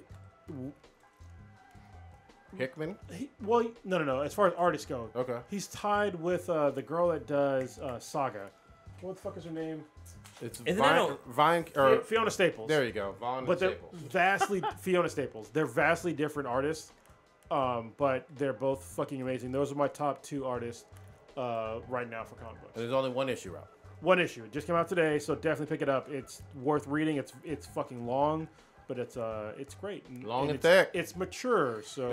Titties. Yeah. Wasn't it enough that Saga's on kind of a pause right now? 1 year. It is. In this last issue of Saga, this is, I think it's issue 54? Let me see.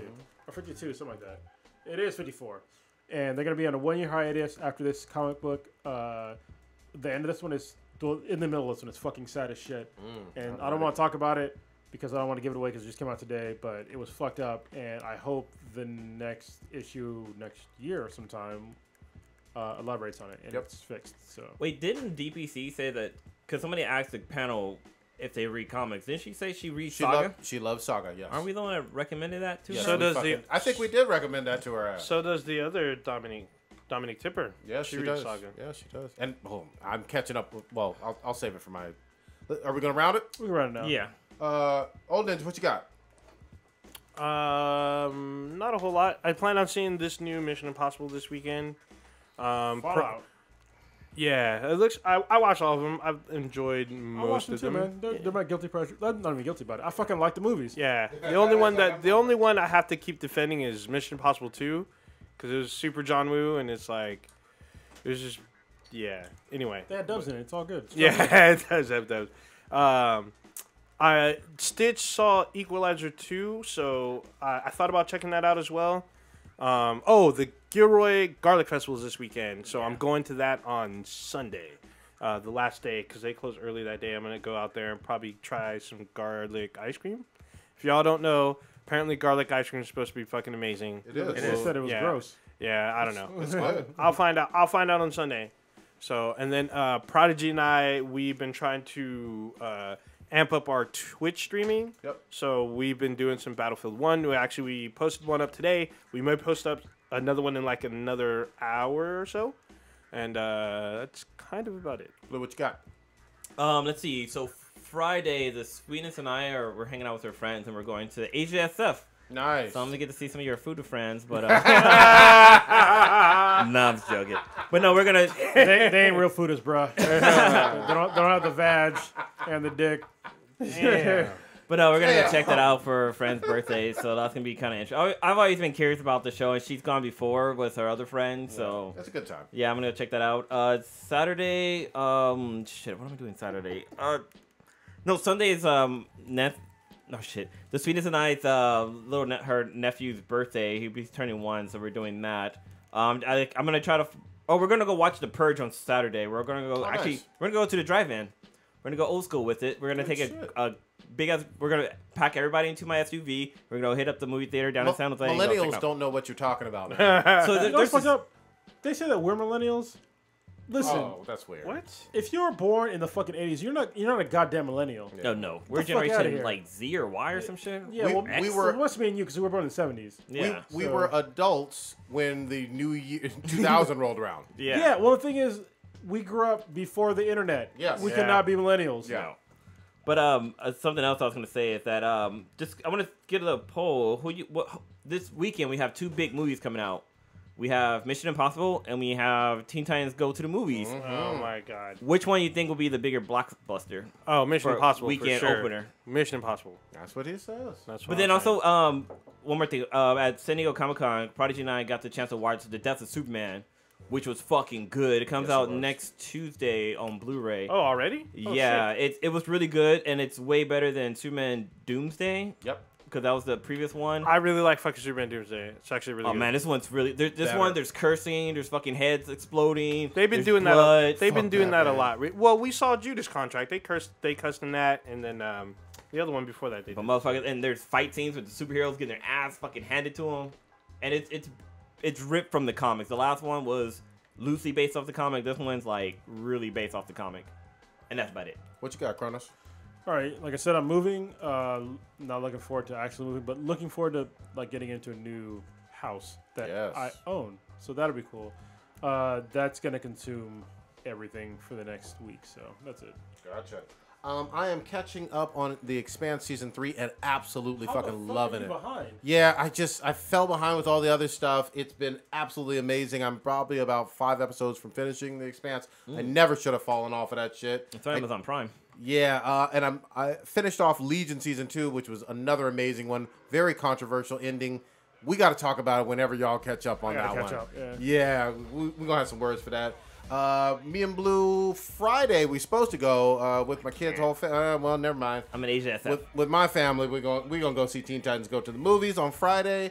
Attack on Titan Season 3 we did not discuss. No, we didn't. next week. But Oh, it no, dropped. no. The episode came out, and I'm liking it so far. The one last anime, Overlord, is epic.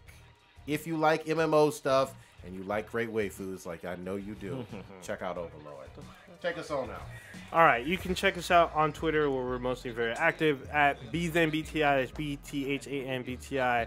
Facebook, Player FM, Stitcher, SoundCloud. Look for us, BThanBTI. Check out our Instagram with all the great Comic-Con pictures from Prodigy and Blue. Check out our official website, binheadproductions.com/BThanBTI. Apple Podcasts.